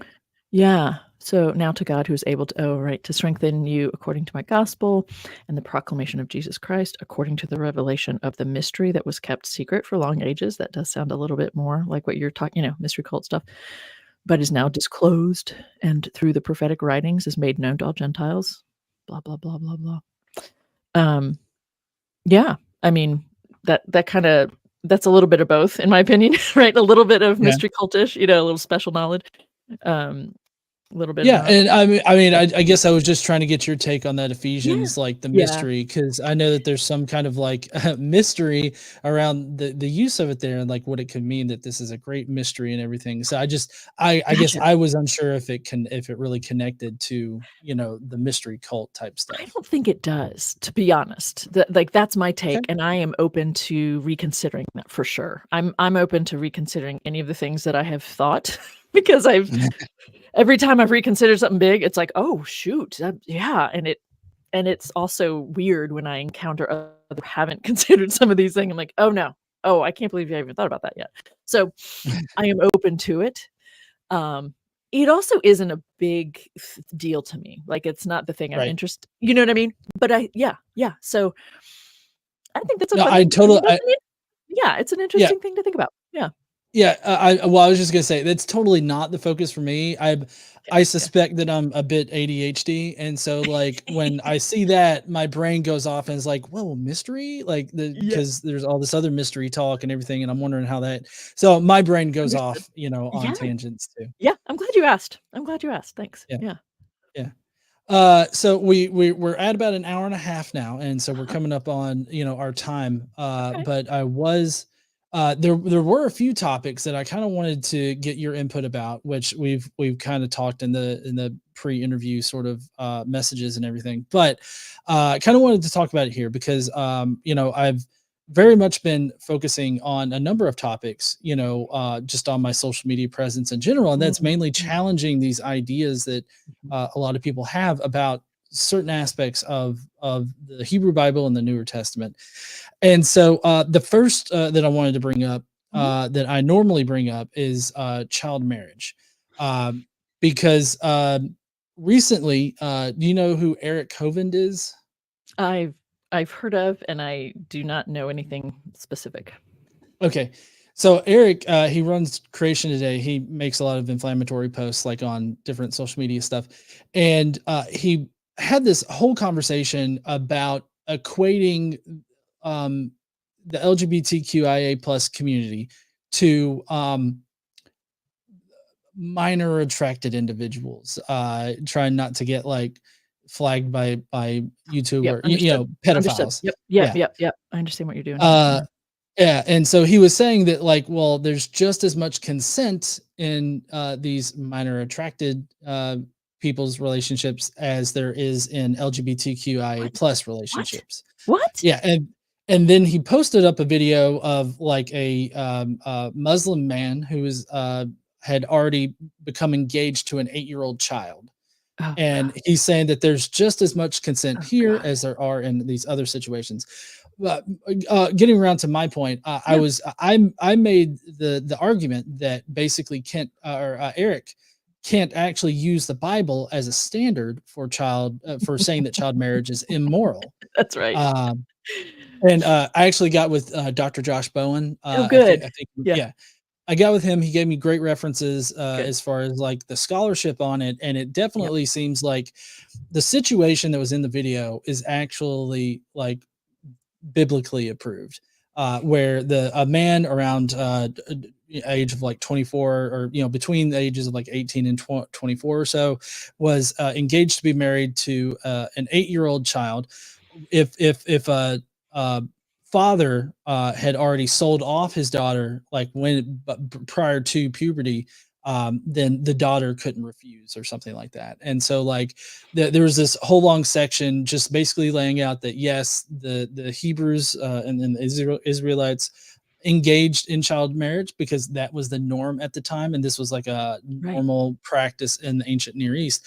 And right. so I guess my question for you is, on your view of the Hebrew Bible and the Newer Testament, is there any way to use that to say that child marriage is immoral or is bad or not, like Jesus or God would say that's not a good thing?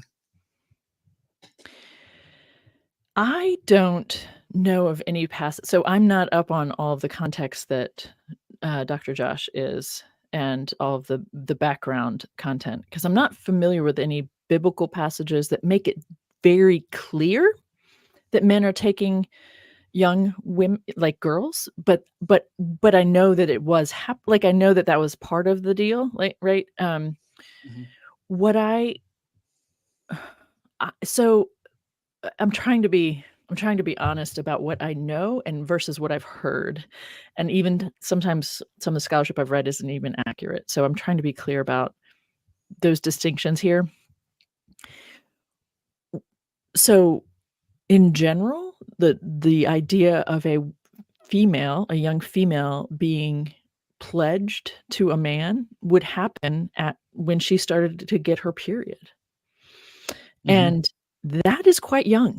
That is The whether or not her body is prepared now to potentially produce a child does not mean that she isn't also still a child. So 12, 11, 12, 13, I don't know. You tell me, John. Is that a child bride if she's then married off at age 13? I To mean, me? I typically consider, those ages to be like child, like I would refer to that as like I have a 14-year-old son. Okay. He's still a child. Thank you. That's helpful. That's very Yeah. helpful, right? Yeah. So that's what we see happening, or that's part of what is happening at least. So a child bride is is not being condemned. That is not a practice that's condemned by the Newer Testament. And in fact, when you look at the story that is created, 2nd century to endorse this idea of Mary having been, um, needing to endorse Mary as special enough to give birth to Jesus, who ends up being called God, right? There are traditions that are created to support that, and I feel like something is wrong with my computer. I am so sorry. I don't know what to do to to fix it, especially since we're near the end here. Um, yeah, the story is makes it very clear that when she was born, she was handed over to a temple, and as soon as she got her period is when Joseph took her home, right? So, that's a child bride right there. I don't Yeah. care, right? Um,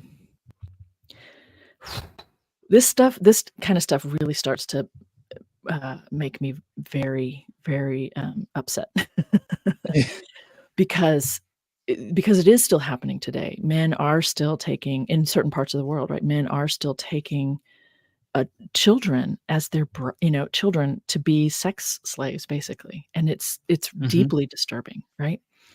Well, But it yeah, so part oh, sorry, go No, ahead. go ahead, go ahead. Oh, I was just gonna say in, my video, I made a point to connect both the Newer Testament and what's currently happening, and I did that by stating that, it's really only relatively recently that, most of the child bride laws in America have been, done away with, like, I'm talking between 2018 and 2020, the only pushback that they got were from conservatives who wanted to still maintain the ability to marry children. It's just so And gross. yeah, I even made the connection there because like one in Eric's state, Florida, they specifically said that you can marry a 17-year-old as long as they had the approval of a judge, but also the girl had to be pregnant. And so it's like this sounds a lot like a certain biblical law. Let's read it. And so, like, I basically pointed to I can't remember where, I think it's in Deuteronomy where it's like, uh, um, if you sexually assault, a girl and, you're caught or whatever, you have to pay, Mhm, the father for the damages or whatever. So, like, mhm, you've got to marry her mhm, essentially mhm. and keep her, and you can't divorce her and all this other Right. stuff. Yeah. And so it's like both of these things are very creepy, but also they seem connected to me. Oh, Like it, absolutely. yeah. I think you are Um, absolutely right. Yep. yeah.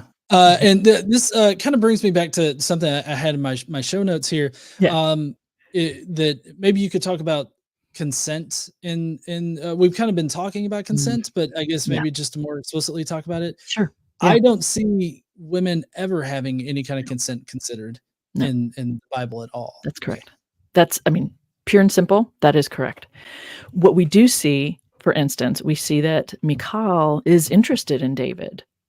And so she's happy about being paired up with him, being given to him, but that doesn't mean that's not the same thing, right? Like, she's interested, and so she's given to him, and that's a positive for her. But that's not the same thing as saying these 2 people decide to get married. And then the issue of consent, which I think you're asking about consent in an intimate moment, not just consent to marrying, or which are you asking about, actually? Well, I guess both, Mm. consent in intimate moments, but also consent in, what we would consider marriage, or what they are talking about as far as marriage. Yeah, yeah, so yeah, so there are too many examples where the marriage thing an exchange between the 2 men involved, the father of the woman and then the man who wants to take her, right? To I'm so Go ahead. sorry, one second. Yeah.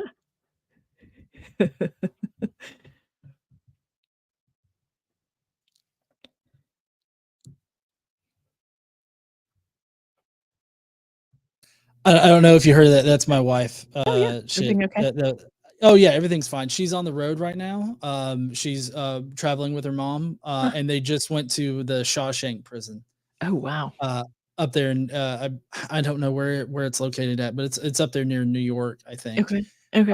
So yeah, they were on Okay. there and they were she was just calling me, I guess, to talk, but, Talk about that. Yeah. Yeah. yeah. But Lot to talk about. yeah, so anyways, we were talking Mhm. about consent, Mhm. Right. consent in marriage, Yeah. consent in, intimacy. Intimacy. Yeah. So, yeah, the bottom line is no, there isn't, when you see, what we call marriage, so a pairing up, a man taking a woman, that's what it is. There's no space for consent there, right? We see very explicitly that when when the slave person to Abraham goes off to find a partner for Isaac, right? He has all these gifts and he's buying this woman and she's excited that she's going to get away from the family now, but the whole conversation takes place between the two men. She's not even involved. The fact that she happens to be okay with it is part of the picture, and I'm not trying to ignore that, right? But she didn't have an alternative, right? What are her choices? Like, to resist? That doesn't go well. Also, who's writing the stories, right? So we're getting all of these things from men's perspectives. These are stories by men and for men. So of course, so why do we even need to talk about the women, right? So there isn't any example where a female says, this is what I want in the biblical, either testament. But more importantly is this issue about intimacy, and I try not to use language that is going to flag, what you've got going on here. So, but I think that the way that it is talked about, right, the over and over, the narrative will say a man goes into a woman. Like, it's not even, it's just so literal and weird, and it's all about what a man does to a woman. And this is supported by what we see happening elsewhere, where men talk about this sex, act, as something that a man does to a woman. The male is active, the female is passive. That is how this act is talked about in lots of places in the ancient world. So that even what we think of, I hope for most people's sake, as something that's mutually done and enjoyed and that both partners are active in, right? That isn't what they're talking about. They're not talking about that. They're talking about a man getting off into a woman. Like, and it's very proactive. Like, it's just kind of a thing. It's not, and I don't also, but hear me, I don't think that that's how everybody was doing it. That's how it's talked about. That's the only way it's talked about. And this goes into gender roles in terms of, what it means to be a man is to be strong and virile and dominate a woman. And that includes physically as well as sexually, right? So, and a woman is feminine and passive and receptive, and she just takes it, so in the marriage bed. Mm-hmm. Anyway, so this idea of consent, yeah, I love it, right? It's important, and I love the way people are starting to talk about it in a more healthy way, and yada yada. All that's really good. And it's non-existent. It isn't even it isn't in the way that they talk about, is this idea of, would you like to? It's not even on the table. It's a man's world. It totally seems like men are the ones in charge and they are the ones that get to decide it. And right. Women's consent is never considered. Now, would you consider this, like, even if the woman is fine with it, like, afterwards, the fact that they don't consider, women's consent and they seem to force women into marriages, mm-hmm. Do you consider this a form of sexual slavery? I kind of do. And it's a weird thing to say out loud, right? The way it is talked about, this is a thing that is forced on women. You can call that what you want, right? But that is how it is talked about. And that is the piece that plays out for people still, is this kind of entitlement of men, for men feeling entitled over women's bodies, regardless of how these relationships actually, as you noted, right, how they actually played out afterwards and yada yada, and if everybody's actually fine with it, or they learn to enjoy each other, learn to get to know each other, whatever. The way in the biblical text it's talked about, yes, it does sound to me like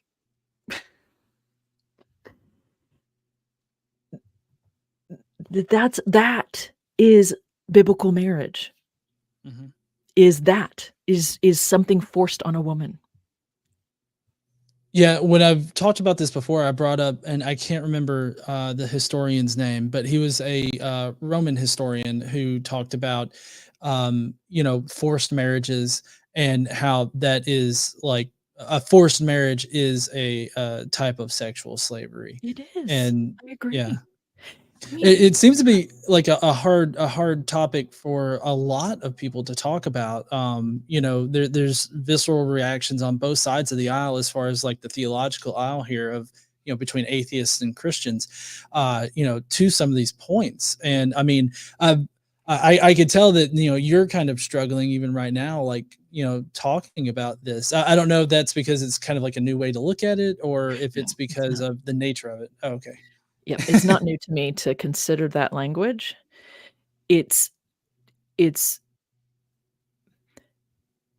I'm interested in getting people to just look at what is being said and all these pieces, and I do think that what you've said is a part of it, but w you know, is it all RAPE? Like, is that what it is, right? And on a certain level, that is how it is talked about, and Mhm. at the same time, I want people to look at some of these other pieces. And I worry that making these claims keeps people from hearing all these other things as well, right? So that, well, she thinks that marriage in the Bible is just men raping women, and so I'm not gonna pay any attention to anything she has to say. Do you know what I mean? Yeah. No, I totally get that. It's like their brain just instantly shuts off. Yeah, yeah, yeah, yeah. Find a Yeah. reason to not pay attention because all Yeah. these other things are also very uncomfortable. Well, and speaking of sexual assault, the kind of a weird segue, I guess. Yeah. So the other argument that I make is that in Matthew and Luke's version of the Jesus's conception, um, it definitely does not consider Mary's consent, and therefore it seems like it's a non-consensual impregnation of Mary, which I guess I'm interpreting impregnation as being an inherently sexual act. So like the fact that she is impregnated without her consent makes it seem, rapey to me. Um, Sorry, what do you think about that interpretation of that story? Yeah, I do wanna clarify, it's in Luke. It's in Matthew's version, she isn't even in the story in Matthew's version. In Matthew's Oh version, yeah. Gabriel comes to Joseph, and that they have a conversation. In Luke, it's very rapey to me. Um, because she's not given, you know, p your highly favored one, and there's a lot of echoes with Hebrew Bible women, getting pregnant, who thought they couldn't, and highly favored one, and yada, yada, yada. But in Luke, uh you know, it might almost be good to pull it up, but in Luke, it's, okay, highly favored, you were chosen, for this thing. What are her again, it's the what are her options? She can't say no. She's just being told that God has chosen you for something special. So, aren't you lucky? And the language that's used says that the Holy Spirit will overpower you. Like, Yeah. that scares me. Right? Like, as a Oh, yeah. female, thinking about being overpowered by someone else, um, I was trying to think, yeah, it's definitely after it's Yeah, I believe that's it right there. The birth of Jesus foretold. mhm, mhm, mhm. Yes, thank you. Starting in verse 28, Gabriel came to her and said, "Greetings, favored one. The Lord is with you." She was perplexed by his words and wondered what kind of greetings might be. The angel said, "Do not be afraid," because that's how people respond when an angel shows up, is they're actually afraid. Um, "Mary, for you have found favor with God," and that's the language that's used with all these women, Hannah, like, get pregnant. "And now you will conceive in your womb and bear a son, and you will name him Jesus, and he will be great, and will be called the Son of the Most High, and the Lord God will give to him the throne of his ancestor David. He'll reign, yada yada." And she's like, "Okay, how can this be? Because I've not known a man." And he says, "Oh, the Holy Spirit will come upon you, and the power of the Most High will overshadow you. Therefore, the child to be born will be holy. He will be called Son of God. And then her response in verse 38, here I am, the servant, the slave of the Lord. It's not servant in the Greek, it's slave. Let it be with me according to your word. What are her options, right? I mean, people say, yeah, well, she responds and she welcomes it and she greets him. Like, that is one way of reading it. And I get that. I get why people read it that way. That's not how I read it, because this is coming out of nowhere. This isn't a welcome surprise. In the Hebrew Bible, all those women are depicted desperately wanting a child, and now they're given one. This is very different. And yeah, you can read that the Holy Spirit will come upon you and the power of the Most High will overshadow you. You can read that however you want to, but that does not sound fun to me. No, it definitely doesn't. It sounds incredibly like kind of a rapey situation there. Yes, being over. Yeah. Anyway, that's how I read it, and many people do, and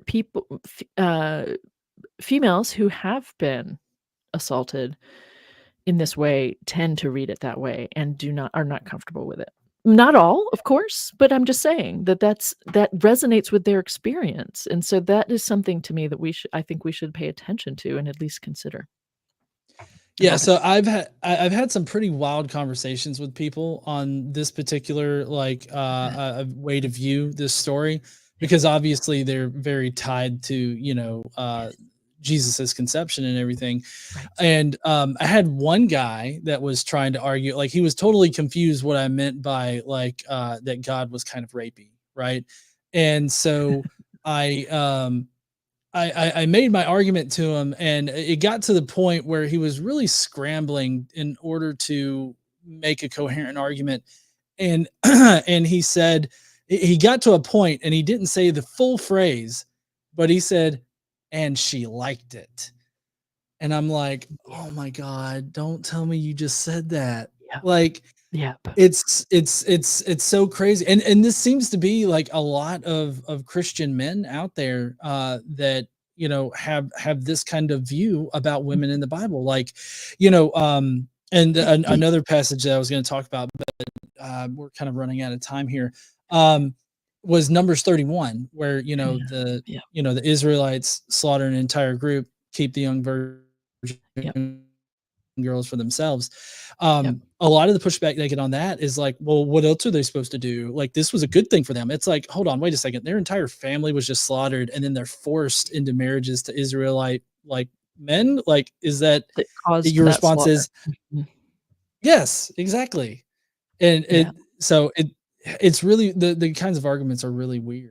What's your take on Numbers 31 right here? I know this is kind of like right here at the end. I'm so sorry that's to okay. dump this on you. No, it's fine. It's fine. I haven't read it in a while, but the general passage I'm familiar with. What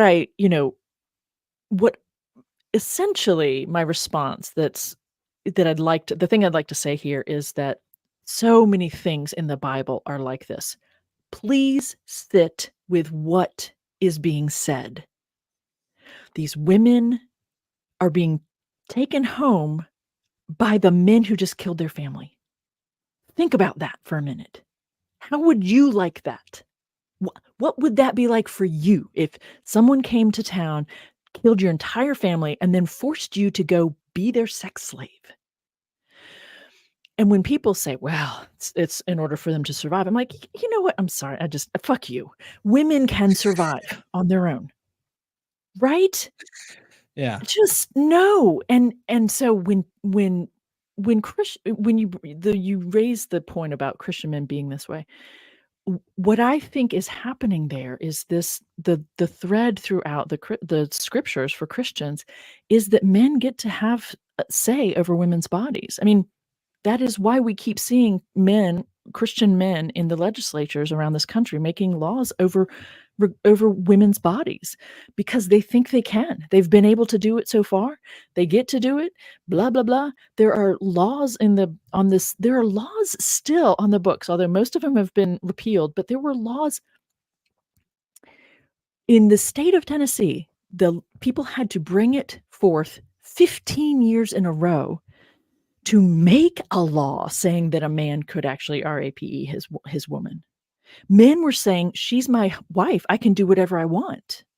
And so it's not possible for that to apply to this situation. But oh, yes, it is possible. Thank you very much. But the fact that, yes, like you're saying, in the year 2020, in the year whatever, year 2004 is when it was overturned finally. 15 years in a row. They brought it, and too many men said, no, it's not possible for me to do that to my woman. I'm like, yes, it is. So why are so many Christians informed in such an unhealthy way about relationships? It's primarily because their scriptures have given them only examples where men get to do what they want with women's bodies. Mm-hmm.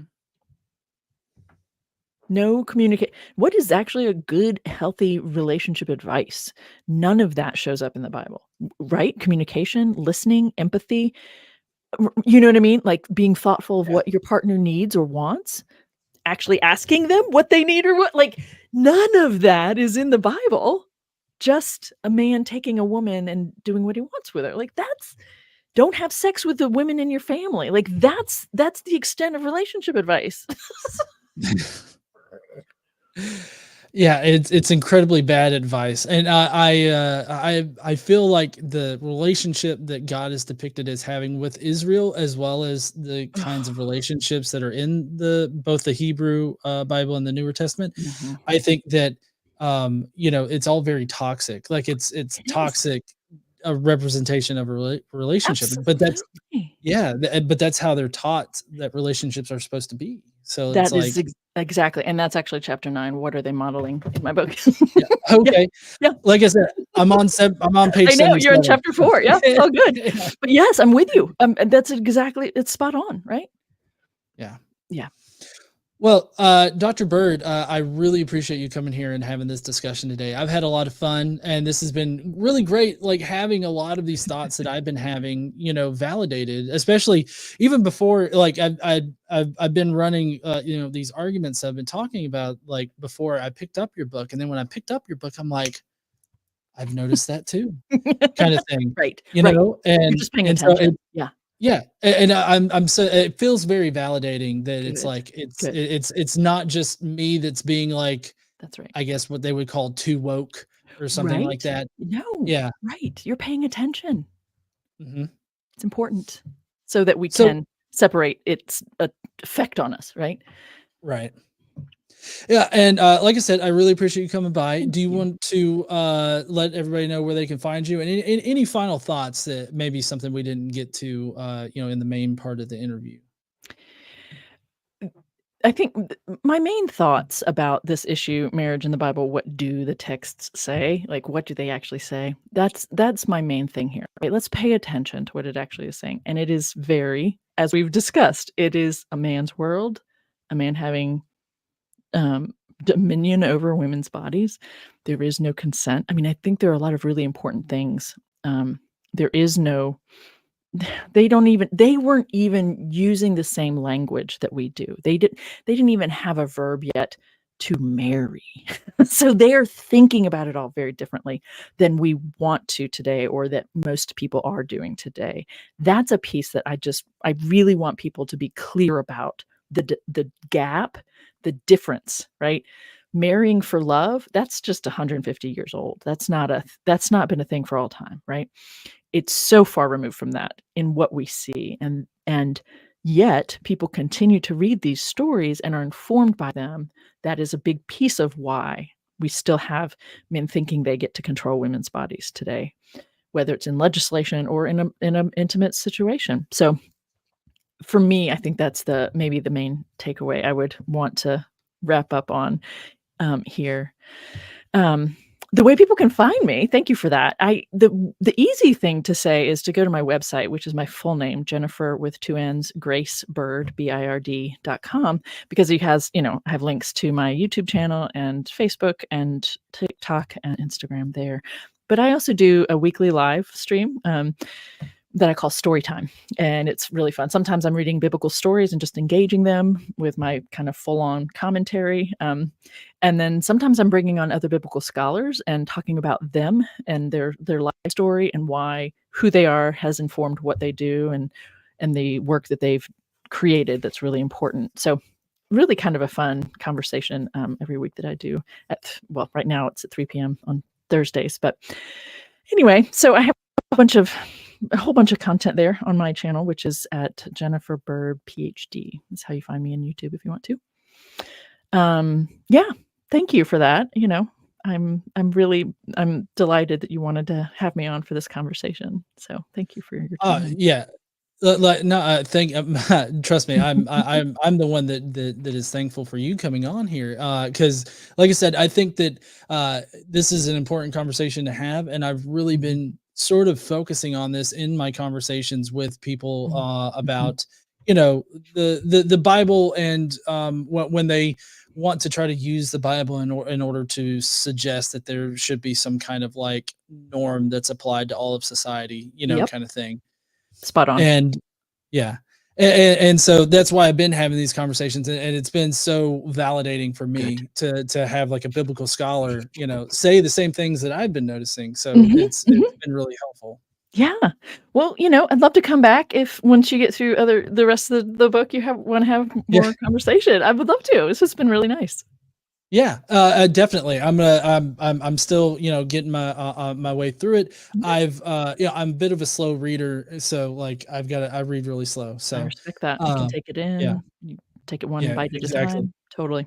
Yeah, I've been trying to commit it to my memory palace up here, trying to Memory build. palace. I like that. Yeah.